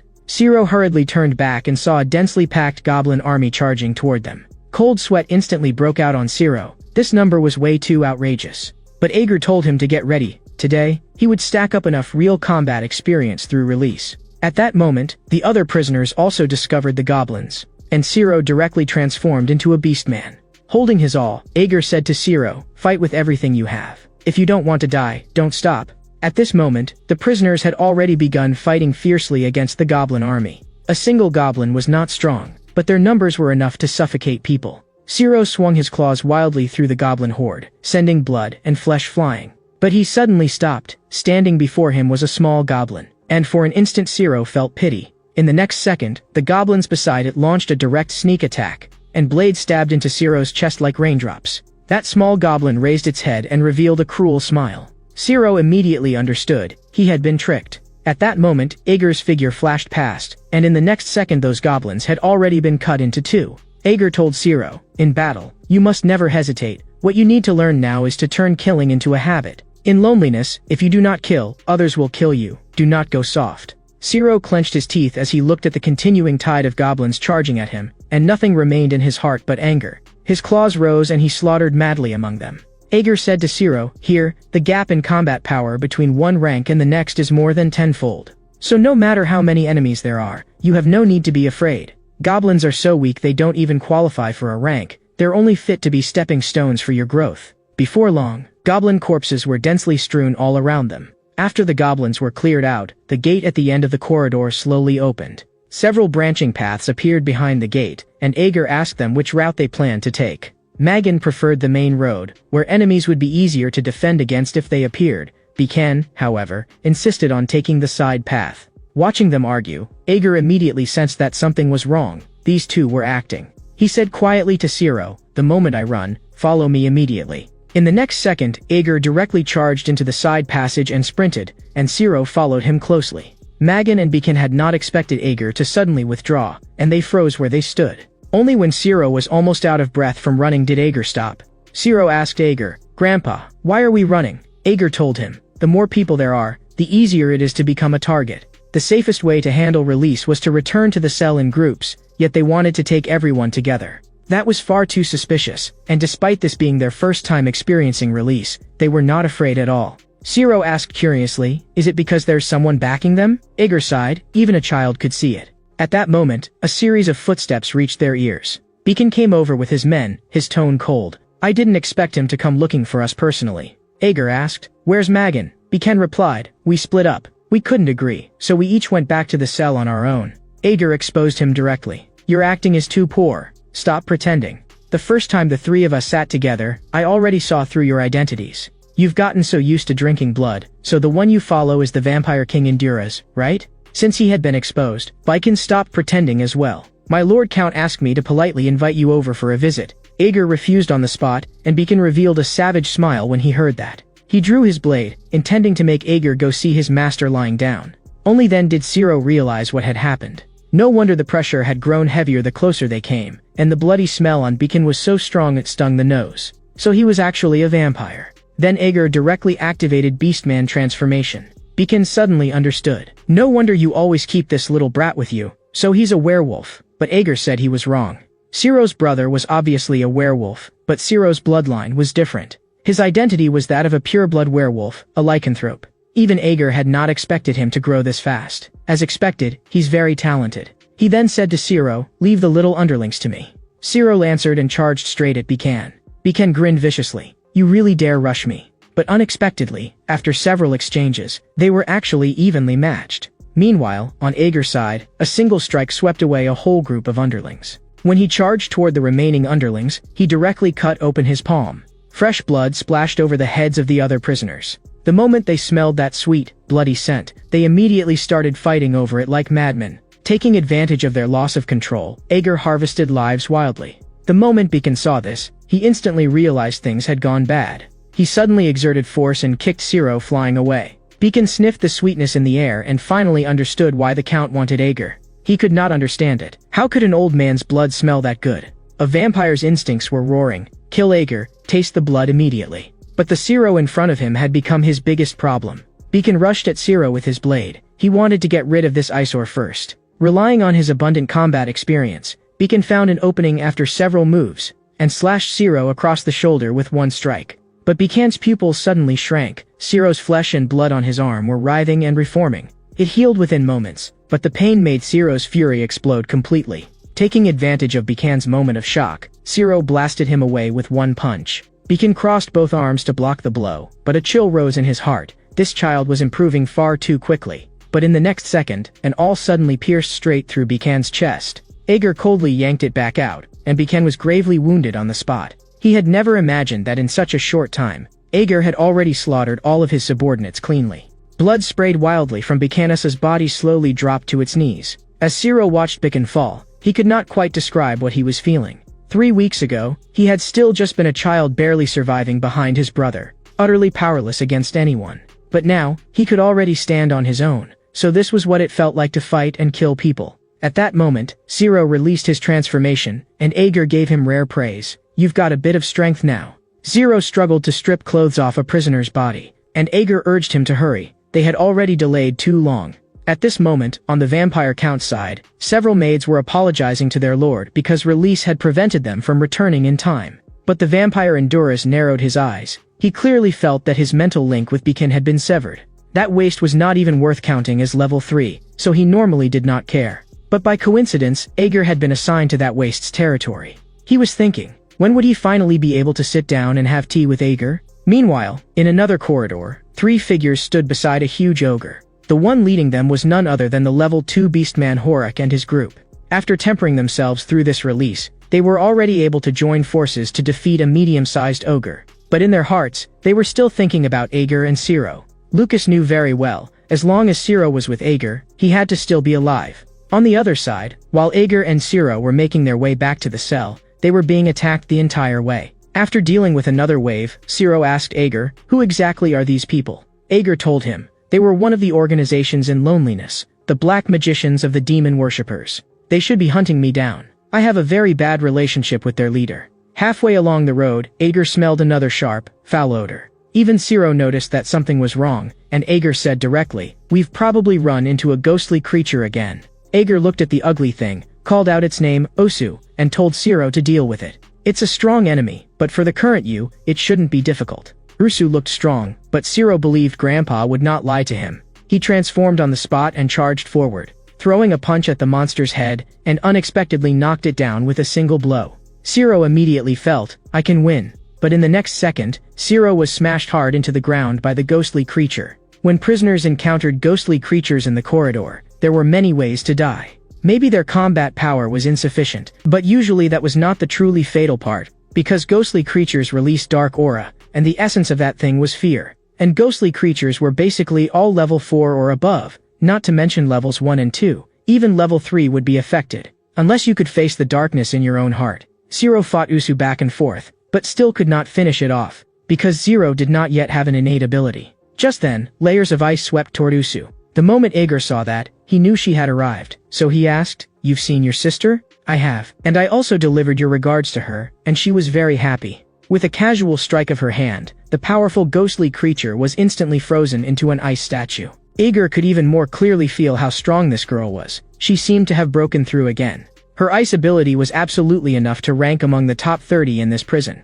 Right after they finished dealing with Yusu, Zero leaned against the corridor wall and curiously looked at this snow-white older sister. She had actually dealt with Usu in just one move. The Usu that had been so arrogant a moment ago had been frozen into countless fragments and crashed to the ground. And Zero could tell that she and Ager were very close. With a smile, she asked Ager to help her find her cell, saying she had just returned from the arena and gotten lost. From behind, Zero quietly thanked her, only to see Alice casually glance back at him. Zero could clearly feel that she did not like him very much. At this moment, on the other side of the corridor, the level 5 black magic swordswoman of the demon worshippers, Suvalin, was complaining. Seeing the miserable state of the guy beside her, her anger flared instantly. How did I end up in the same group as him? Not only did he act on his own, he even got his connection with the ghostly creature forcibly severed. Now he's turned straight into an idiot. He'd be better off dead. But this was an order from Commander Darkus, so Suvalin could only swallow her frustration. Just then, Suvalin's eyes sharpened.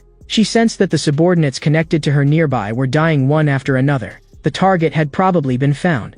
Suvalin immediately took her men and the necromancer's saddle and rushed toward the direction where her subordinates had died. On the other side of the corridor, the group had just dealt with another black magician.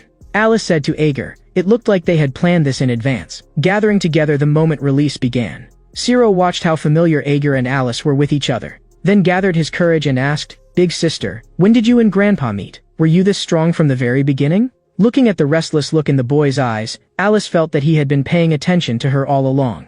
He had probably always followed Ager, and now had developed a competitive feeling toward her as well. Alice said to Zero, 7 years ago, my sister and I were framed. When we first came in, our hearts were full of despair. We had nowhere to go and had even thought about ending our lives. But Grandpa pulled us back. He also taught us how to become stronger, so that we could enter the arena. At that moment, Alice suddenly turned her head to look, and killing intent instantly pressed out from her eyes, while Ager said helplessly, why do these annoying pests keep coming wave after wave? At that moment, Zero saw dense figures at the other end of the corridor, and the feeling was exactly the same as when facing Usu earlier. It was so oppressive he could hardly breathe. Suvalin stared at Ager, the target right in front of her, and directly gave the order, bring me that old man. The black magicians charging forward simultaneously gathered magic in their hands. Alice stepped forward. Leave them to me, Grandpa. I've always wanted you to see what I can do now.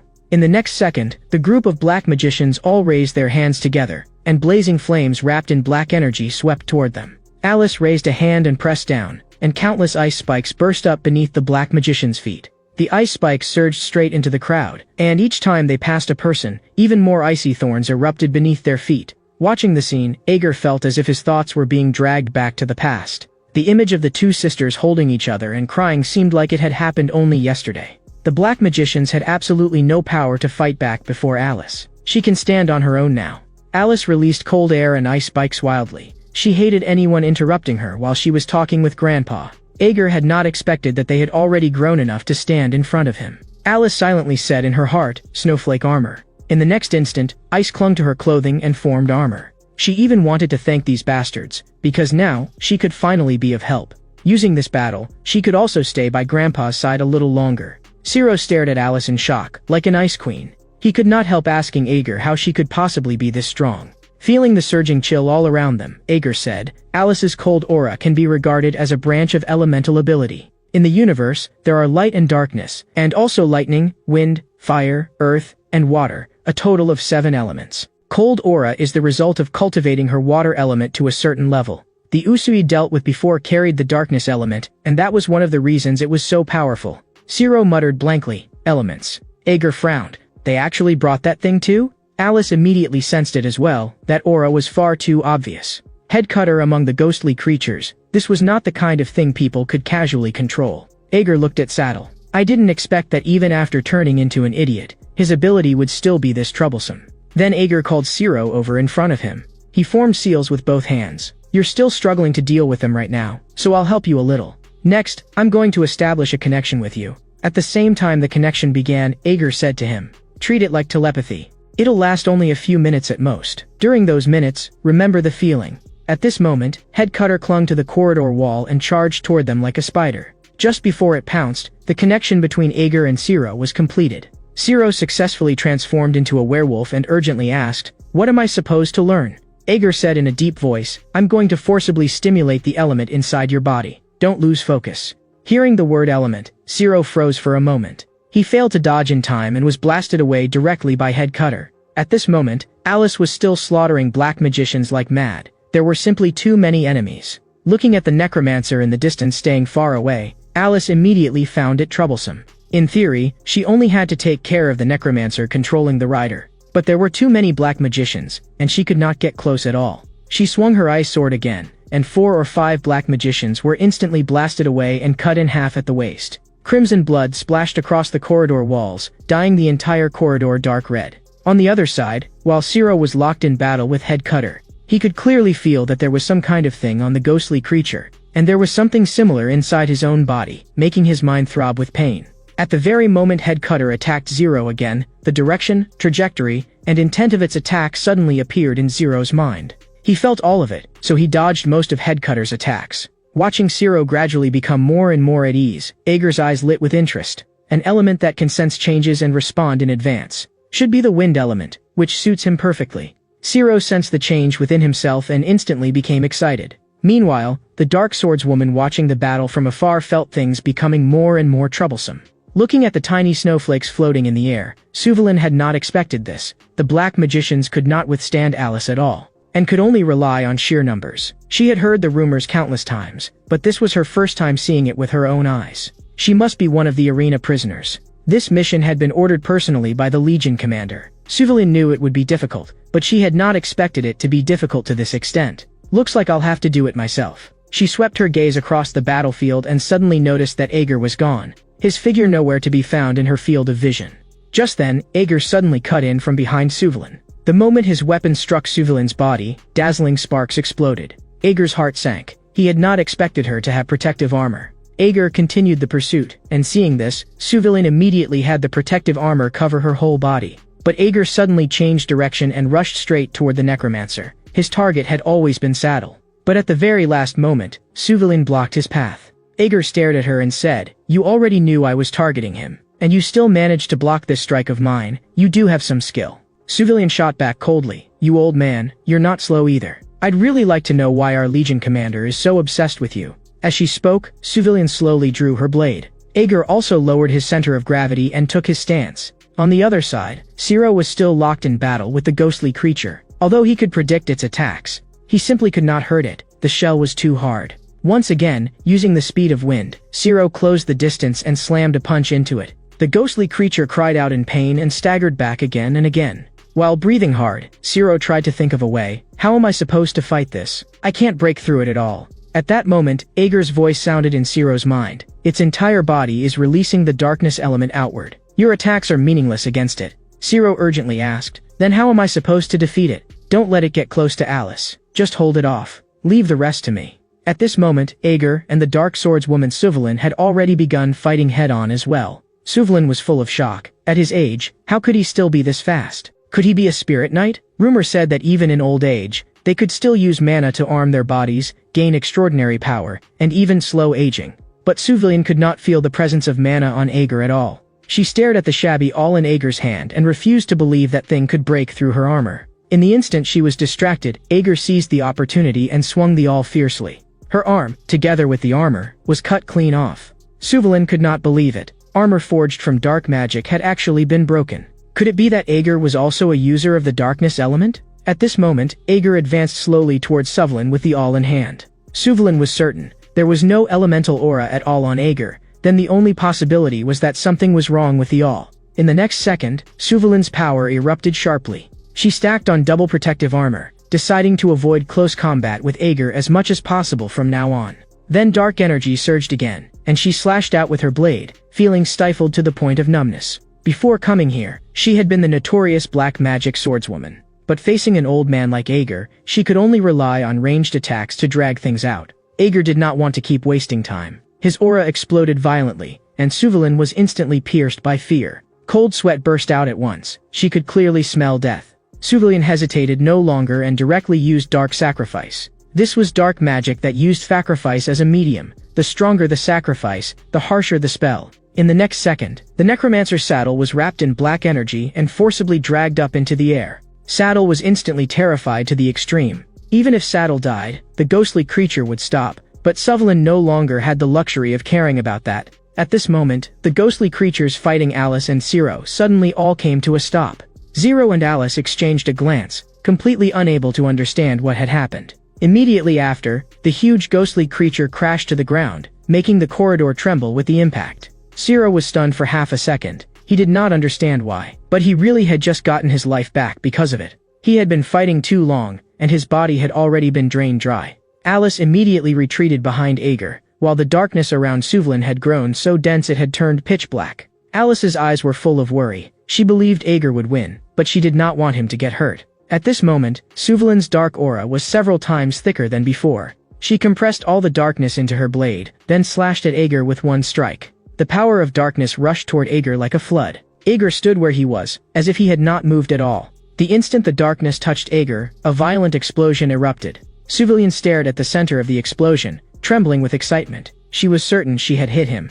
But Ager walked out of the smoke and dust step by step until he stood before her. It's been a long time since I've seen black magic this fierce. You really are talented, but do you know the price? The price is offering your soul to a demon. Kids these days really are bold. Your soul will soon be sent to the void seat. Suvlin dropped weakly to her knees. She could not understand why black magic was completely ineffective against Ager. Ager walked up to her, looked down at her, and drove the all down fiercely. The armor on Suvlin's body shattered on the spot, and her whole body was blasted away, spraying a mist of blood. Ager watched it all with cold indifference. Rolling black energy rose from Suvlin's corpse, and Ager merely watched in silence. The blue markings on his face gradually faded, and when he came back to himself, he asked them whether they were all right. Alice looked at Ager with concern, but Ager said he was fine. You're the one who doesn't look too good. Alice's face was covered in cold sweat, and she was breathing hard. This battle had consumed too much of her. Zero had already exited his transformation and was leaning against a corner, breathing just as heavily. Ager told them, leave immediately. If we drag this out any longer, we might run into something else. At that moment, a round of applause entered their ears, and Ager immediately turned his head.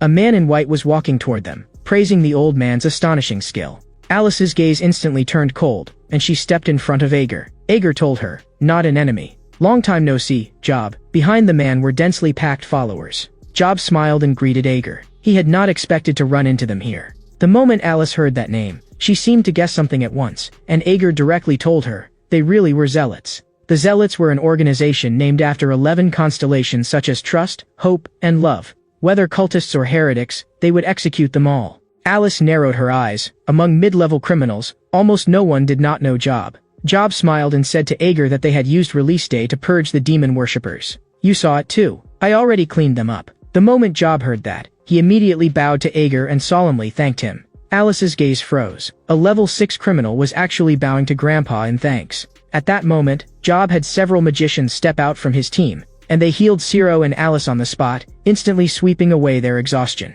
Job smiled. This is blessing magic. As for the old man, I will personally. Before he could finish, Ager raised a hand and interrupted him. After that, Ager turned and left with Alice and Zero. Job told Ager to take care of his health. Ager turned back and said, in here, do not show mercy to anyone. You only need to take care of yourself. Job's expression turned solemn. If you ever need anything, no matter what it is, I am willing to do it for you. Ager gave no answer and only continued leading Alice and Zero farther away. Job watched the retreating figures, then suddenly knelt down and murmured softly, the one who can fulfill what he seeks. Even if I must offer up my life for you, I would do so willingly. There are still many who know they are foolish, yet continue seeking the righteous path. So please hear our prayer, our Savior. Ager led Alice and Zero as they walked back. He walked in silence at the very front, and both of them could feel it. Ager was in a very bad mood. Alice did not actually know much about Ager's past, but she had not expected Ager to have dealings with the notorious zealots. Alice said to Zero, Grandpa once said he does not like people who believe in constellations.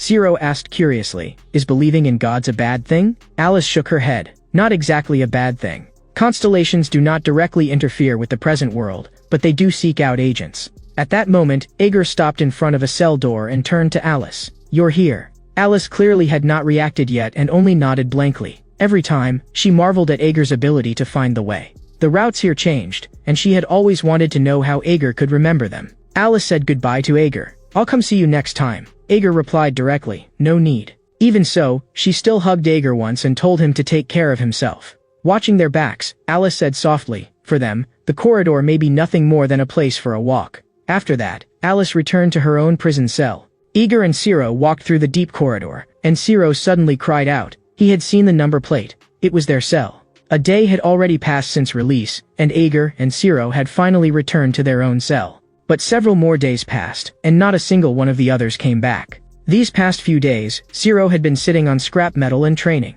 He kept meditating, replaying what had happened over the past few days. The old him had always hesitated and could only survive by relying on his brother's protection. But now he could kill decisively and even switch forms. More frightening still, his way of thinking had changed too. Now when he looked back on the past, he only felt that his former self had been too cowardly. Watching Zero's back, Ager thought to himself, it seems his spirit has awakened as well. At that moment, Zero twitched his nose, clearly smelling a strange odor. Seeing Zero jump down and say the smell was getting closer, Ager replied, Magan is probably back. He probably used his source power in battle, which is why his smell turned like this. Ager also sniffed. This nasty smell is like the scent of medicinal pills. Actually, Magan is no different from Pecan, so you know what to do. Zero nodded heavily. He would not hesitate anymore now.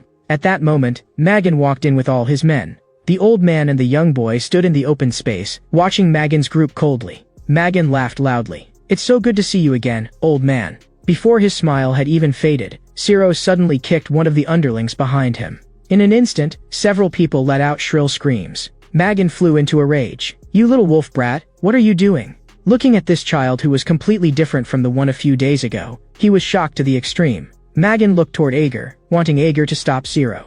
But Ager said helplessly, stop acting. Didn't you want to trade us for raw materials for pills in the corridor too? Magan's expression instantly sank to the bottom. What an old fox. He sneered and asked, how did you find out? Ager could not be bothered to answer and directly drew his weapon. After a round of slaughter, only Ager and Zero were still standing. Even as he died, Magan was still cursing Ager. Ager slowly said, it seems you all have always misunderstood me. Not even the demon worshipper Darkus, the vampire king Enduras, or the mafia king you follow can take me away. So what makes you think you can?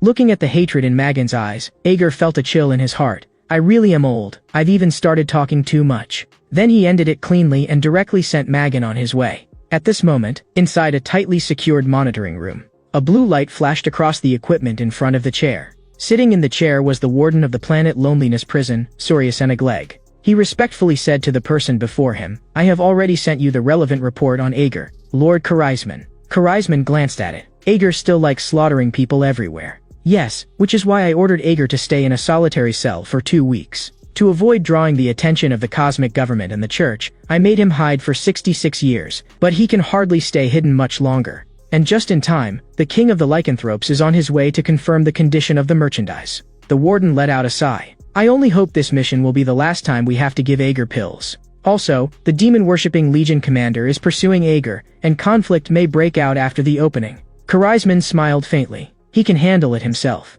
It's been so long that I've gotten used to observing him. I heard his health is not very good either. If there are no pills, then at most 5 months, at least 3 months, Ager will die in loneliness. At the same time, Zero was sensing the wind flowing around him. He caught every tiny change nearby, from crawling insects to falling droplets of water. Zero suddenly opened his eyes. So this is what an element is. He stomped the ground hard, and the wind was drawn by him, winding around his whole body. Compared to a month ago, he had become much stronger. But he still could not hurt the ghostly creatures. Grandpa said that only by possessing power that surpasses the other side's element can you defeat them.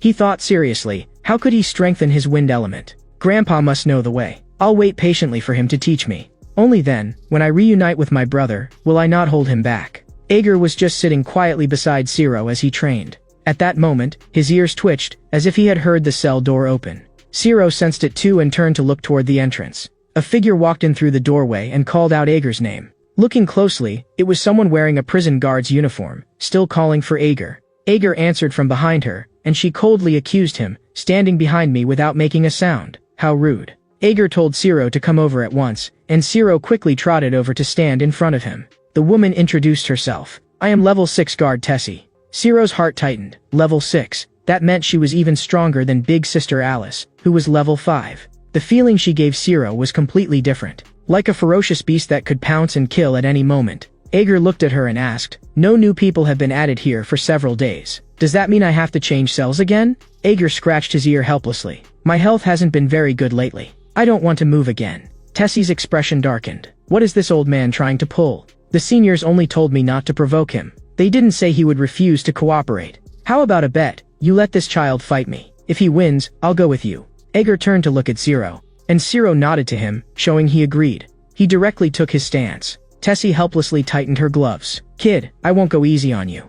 Their two gazes collided head-on, and even the air seemed to tense. Tessie made the first move. Zero hurriedly raised his arms to guard his chest and twisted aside to dodge. Tessie glanced at Ager, unable to believe it. A level 3 prisoner had actually dodged. Wind element. Tessie understood even more clearly now. This kid was probably trained by the old man. You want to use me to feed him experience? Then I'll teach him a lesson.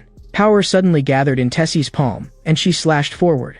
The refined iron beside them was split cleanly into two, while Zero used to be able to leave only scratches on it. Cold sweat instantly broke out on Zero. She also has the wind element, yet she can split it in one strike. Then in the future, can I do that too? He could not help thinking that. Tessie stared at Zero, anger rising. This kid had actually let his mind wander. He was taking her too lightly. Zero immediately focused himself, because he could clearly feel that the prison guard's aura had changed. Originally, he had thought that even if he could not win, he should at least hold out a little longer. But Tessie's speed was absurdly fast. At some unknown moment she had already circled behind Zero, and in the next second countless punches rained down on him. He wanted to block, but the pain exploded through him like electricity, and his body would not obey him at all. With her final blow, Tessie smashed Zero hard into the ground. Looking down at the little boy on the floor, Tessie found it hard to connect him with the werewolf from earlier. Guard, Tessie said coldly. I didn't kill him. I won. Ager nodded. Then I can only go with you. Then Ager carried Zero on his back and followed the guard out. After walking for a while, Zero woke up too. Ager led him to the right, but the guard immediately said they were supposed to go left. Ager said to the guard, going right is faster. I need to stop by somewhere on the way. Tessie was speechless for a moment and thought that less trouble was better, so she let him have his way. If things got messed up, it would be her rest time that got delayed. Ager brought them to a door, and the inside was blindingly bright. Zero instinctively rubbed his eyes. Ager took Zero inside and told him this was a place where he could train non-stop, and it could also be treated as a gym. Ager said to Zero, stay here and train. I'm going somewhere else with the guard. I'll come pick you up in 2 weeks. Can you manage on your own? Zero nodded heavily. I can, Grandpa. I'll keep training here. Images of his training flashed through Ager's mind, and he patted Zero on the shoulder. This place can strengthen your wind element several times over. Train properly for me. Zero thought of the scene where the guard had completely overwhelmed him, and clenched his fists to encourage himself. I can do this. Cyril looked seriously at Ager. Grandpa, I'll definitely do it. Ager brought Cyril and the guard into the gym. Everyone around them was surprised. Why would a prison guard come here? Guard Tessie stood with her arms crossed and frowned. She clearly disliked the smell and environment here. Tessie urged Ager to finish things quickly and said she would wait outside. At that moment, a heavy set of footsteps approached, and a muscular man walked up in front of them. He said, Isn't this old man Ager? Why have you brought another child again? This isn't a nursery. This man was none other than the boss of the gym, the level 5 prisoner Dramu. Someone in the gym muttered quietly, They're not going to fight, are they? Dramu seemed used to it. Old man, this product looks even younger this time. Ager replied calmly, Long time no see, Dramu, but it's too noisy here, not suitable for talking. Dramu turned around and gestured for everyone to shut up. Everyone immediately fell silent, even breathing more softly. Ager asked Dramu to help him train this child, but Dramu instead asked, What about our previous agreement? As if remembering something, he said, Let's make a deal, old man.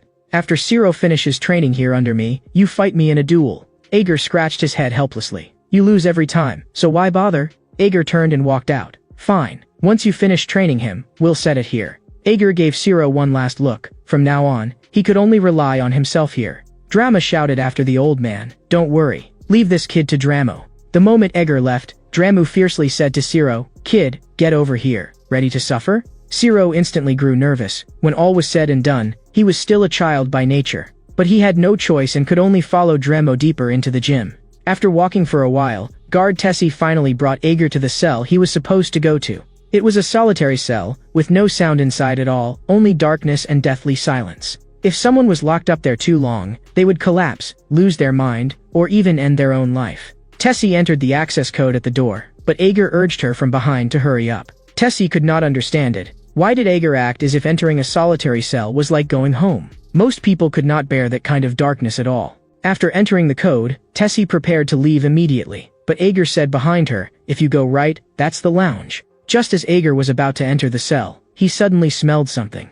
He whipped around and charged at Tessie, restraining her from behind and clamping a hand tightly over her mouth. Tessie still had no idea what was happening, and only felt that this old man had gone mad. He actually dared to take a prison guard hostage. In this prison, let alone taking a guard hostage, even taking the warden hostage would not let anyone escape. He was simply courting death. Meanwhile, in the gym, one of Dramo's underlings was testing Ciro's limits. After going through a full set on the equipment, Ciro was already so exhausted that he collapsed onto the ground. Ciro also noticed that the prisoners here seemed to care only about training. He had originally thought Uncle Dramo was going to torture him, but it turned out to be this kind of torture. After that, Dramo called Ciro onto the fighting platform and told him to have a match with someone else. The surrounding prisoners watched the little boy on the stage with teasing expressions. Seeing that Ciro looked like a well-behaved child, his opponent was instantly speechless. He felt he might beat Ciro to death. That man was the level 4 boxer Vincent, and he asked Dramo, "If I accidentally beat him to death, I'm not taking responsibility. You can break 2 or 3 of his limbs and knock him out directly."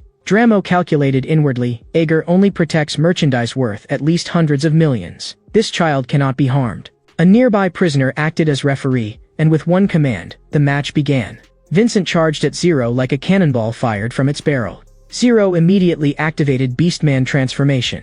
Everyone around them was shocked. Beastmen usually could not transform until after the age of 20. Dramu's heart sank. Ager definitely taught him. He could not understand why Ager was willing to teach this brat, yet unwilling to teach him. The fight on the stage quickly heated up, and Vincent threw a heavy punch straight at him. Ciro immediately raised his arm to block, and the two exchanged dozens of direct clashes. Ciro felt that Vincent's fists were like iron hammers. He was big and not slow either. But compared with the ghostly creatures in the corridor, this was nothing at all. Ciro remembered Grandpa's warning. At first, elemental power consumes physical strength. Later, it consumes mental strength. Once your mental strength is exhausted, the only ending is death, so try not to use elemental power. But this was not the corridor. This battle was to test his own strength. So Ciro stopped hesitating, and the wind element wrapped around his whole body. At that moment, Vincent's attack trajectory became crystal clear in Ciro's eyes. Vincent was instantly shocked. He could not understand why this child could suddenly dodge all of his attacks.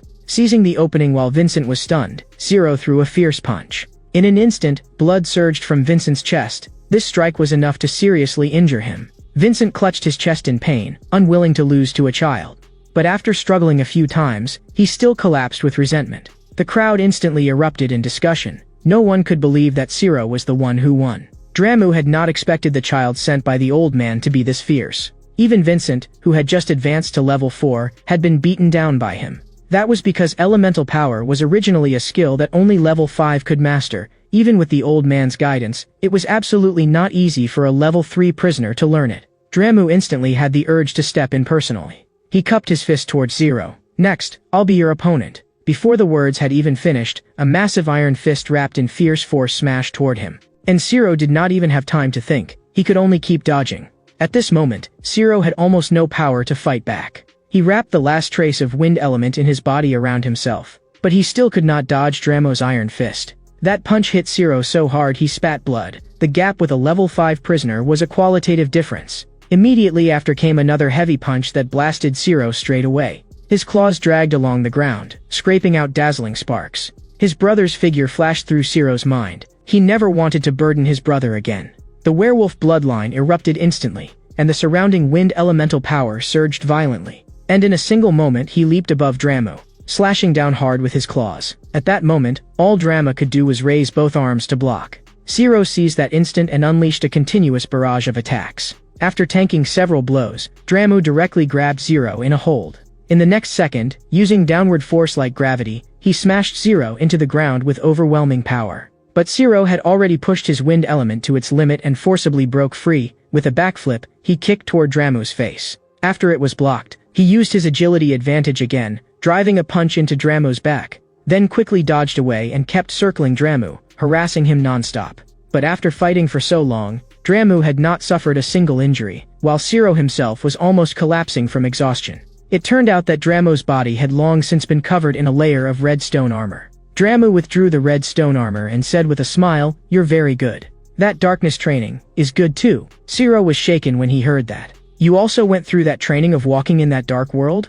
Ager was instantly speechless. So he really had to walk in darkness? Back then, he had clearly only said it casually. Zero told Dramu about the meditation training method Grandpa had taught him, and said frankly that he had become stronger precisely because of meditation. Dramu laughed and joked, "Cut the nonsense. You think I've never meditated before? This meditation is different. You have to walk through the darkness in your inner world. Grandpa taught me that." Although Dramu did not quite understand it, this was the old man's method. He immediately said to Zero, "Master, please teach me this method." Zero froze instantly. He felt something was wrong, and besides, he himself had only trained for 1 month.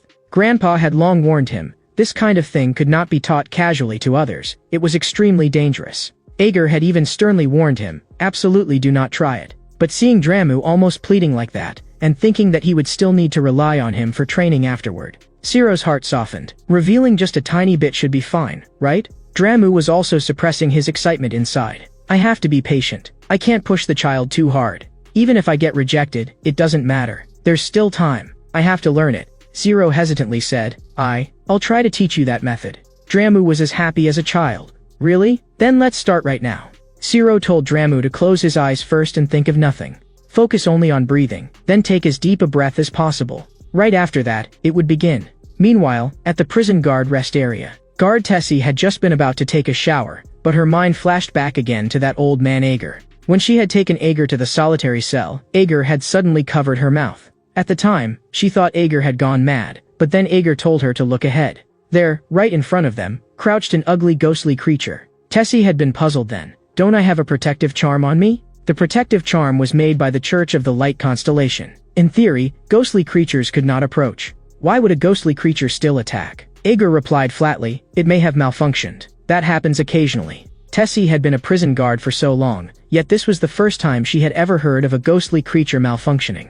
The more she thought about it, the more curious she became, and she pressed Ager about who he really was. Ager said helplessly, if you really want to know, go ask the clerk. Tessie was instantly shocked. The clerk Bemlio was a level 9 prison guard, and his position had always been kept secret. This old man was clearly only a level 1 prisoner, so how could he know that? Seeing that Tessie still had not left, Ager said again, if you're curious, he'll give you the answer. You can close the door now. After that, Tessie turned and left. Tessie felt even itchier with curiosity. Just how many secrets was Ager still hiding? On the other side, Zero brought Dramu into his inner world, but he could not see Dramu anywhere. Afraid that something had happened to Dramu, Zero hurriedly called out for him everywhere. At that moment, Ager appeared behind Zero and coldly scolded him. Why didn't you listen? Zero was instantly terrified. Grandpa had gone to the solitary cell, so how could he be here? Ager told him. He had already completed the deal, so he could enter Zero's inner world.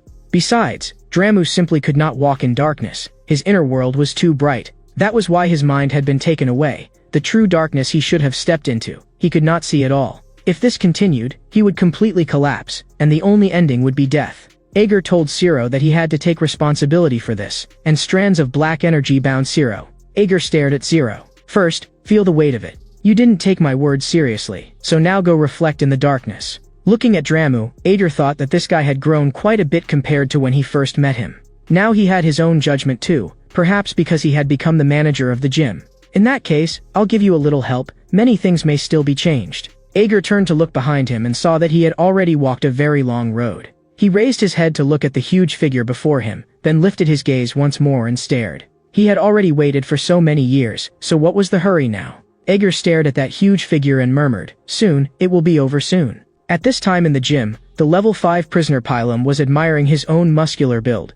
He had always felt that the boss of the gym should have been him. He calculated inwardly. If Dramu exchanged guidance from the old man by training that brat, then he would become even less able to surpass him, so he had to ruin them. He opened a locker and took something out. It was a bead that could contact the demon worshippers. He immediately reported the situation of the old man and the brat to them. After settling the payment, Pilum said, I'll bring that brat over in a bit. Then Pilum came to Dramu's door. Seeing no movement inside, he pushed the door open and went in directly. He saw Dramu with his eyes closed and no response, so he said directly, Dramu, since this brat came to the gym, how about I take him away and train him properly for you? But there was still no response. Their consciousnesses seemed to remain, yet neither of them could answer. Pilum simply picked Zero up and left, taking it as their silent agreement. At this moment, several black magicians had already gathered in the corridor outside the gym. Before long, a muscular man carried a child to them. After confirming that it was the target, the black magicians took out several vials and handed them to Pylum. Pylum accepted the vials and turned to leave. The black magicians laughed in low voices. As expected, he's just a muscle-brained idiot. Meanwhile, Dramu's entire body suddenly convulsed violently. In the next second, he jerked awake. Dramu was drenched in sweat, his face flushed red. He looked around and suddenly realized that Siro was gone. Drama clenched his fists. That experience just now had felt like taking a trip through another world. Those past memories alone almost dragged me in. Luckily, I broke free at the end by instinct. What is past is just past. Only then did Dramu understand. He had always been bound by the past, and that was why he had never been able to take the next step. There was a small patch of darkness in his heart, and in that darkness, it seemed as if someone had always been waving to him. He did not know who it was. Maybe, it was his future self. Before he could think further, one of his men rushed in. That madman Pylum is beating up our brothers. Dramu immediately charged into the main hall of the gym and saw that all his subordinates were already on the ground. Dramu's anger turned icy. Pylum, you'd better give me an explanation. Pylum grinned viciously. You won't get away either, because I just gained a wonderful experience. A wonderful experience? Dramu laughed too, his voice deep and hard. What a coincidence. So did I. Meanwhile, in the corridor on the other side, the black magicians were resting. The black magician guarding Siro noticed that this brat had been muttering under his breath the whole time. Before he could react, his arm was cut off directly. Immediately after, a voice that was clearly not Siro sounded out. I'm very curious what it feels like to possess a werewolf. The other black magicians had not yet recovered their wits. They had never heard that this brat was this strong. Soon, someone noticed the number on Siro's neck, 51. They stared at the child before them, whose pressure was overwhelming, their voices trembling. Number 51? How is that possible? Ager, possessing Siro's body, clearly felt an impulse, the violent urge to rush up and tear prey apart immediately. Perhaps it is exactly this emotion that drove werewolves to extinction. What a pity. As merchandise, he will not stay in loneliness for long, then I may as well enjoy this properly. At this moment, Siro's body underwent a huge transformation. The beastman threshold he had never been able to cross was effortlessly crushed by Ager's spiritual power. Ager felt the complete form of a pureblood werewolf. This body is truly young. In the next second, he directly pounced at the black magicians in front of him. The black magicians hurriedly erected protective barriers, trying to block Ager. But Ager did not slow down, wildly darting through the crowd and cutting them apart. In only a short moment, not a single living person remained. He released the transformation and sighed softly. Possession time is too short, hard to control. Then he stripped clothes from the corpses of the black magicians. Every time I transform, I end up with no clothes to wear. What a hassle. Since I can feel Jacob nearby, I might as well go get a magic outfit that won't be torn apart first. Meanwhile, back in the gym, Dramo had actually fallen into a disadvantage. At first, they had been evenly matched, but in the end Pylum still gained the upper hand. Only now did Dramo truly regret it. He had been too arrogant in the past. Just then, Ager's voice drilled into Dramu's mind. That voice, old man? Ager said coldly, it's me. I worked so hard to lead you into darkness, and you're going to lose to a little nobody like this? Only then did Drama realize, the shadow had always been Ager. He hurriedly shouted in his heart, old man, guide me a little more. I don't want to lose. Ager answered with only one sentence, close your eyes, just like you did in the darkness. First, you have to suppress your fear. The moment Drama closed his eyes, it was as if he had caught that marvelous feeling again. Ager continued, don't look with your eyes. Feel the information the other side is releasing. Feel his element, his killing intent, his obsession, they are always flowing. Catch that flowing information, then use it against him. Right after that, Dramu knocked Pylum down with one punch. Everyone else in the gym was dumbfounded. Dramu had actually turned the situation around. At this moment, Dramu's heart was burning hot. So this was what it felt like to receive the old man's guidance. Then Dramu walked over to Pylum and coldly declared, the winner has been decided. But at that moment, Pylum suddenly tore open the flesh on his own chest. Dramu immediately shouted for everyone to get out. He's about to fall completely to the demons. Everyone frantically retreated outside, while Ager simply walked straight forward. And with one slash of his claw, Pylum was beheaded on the spot. I've always hated noisy places like this, Ager said flatly. Now it's finally quiet.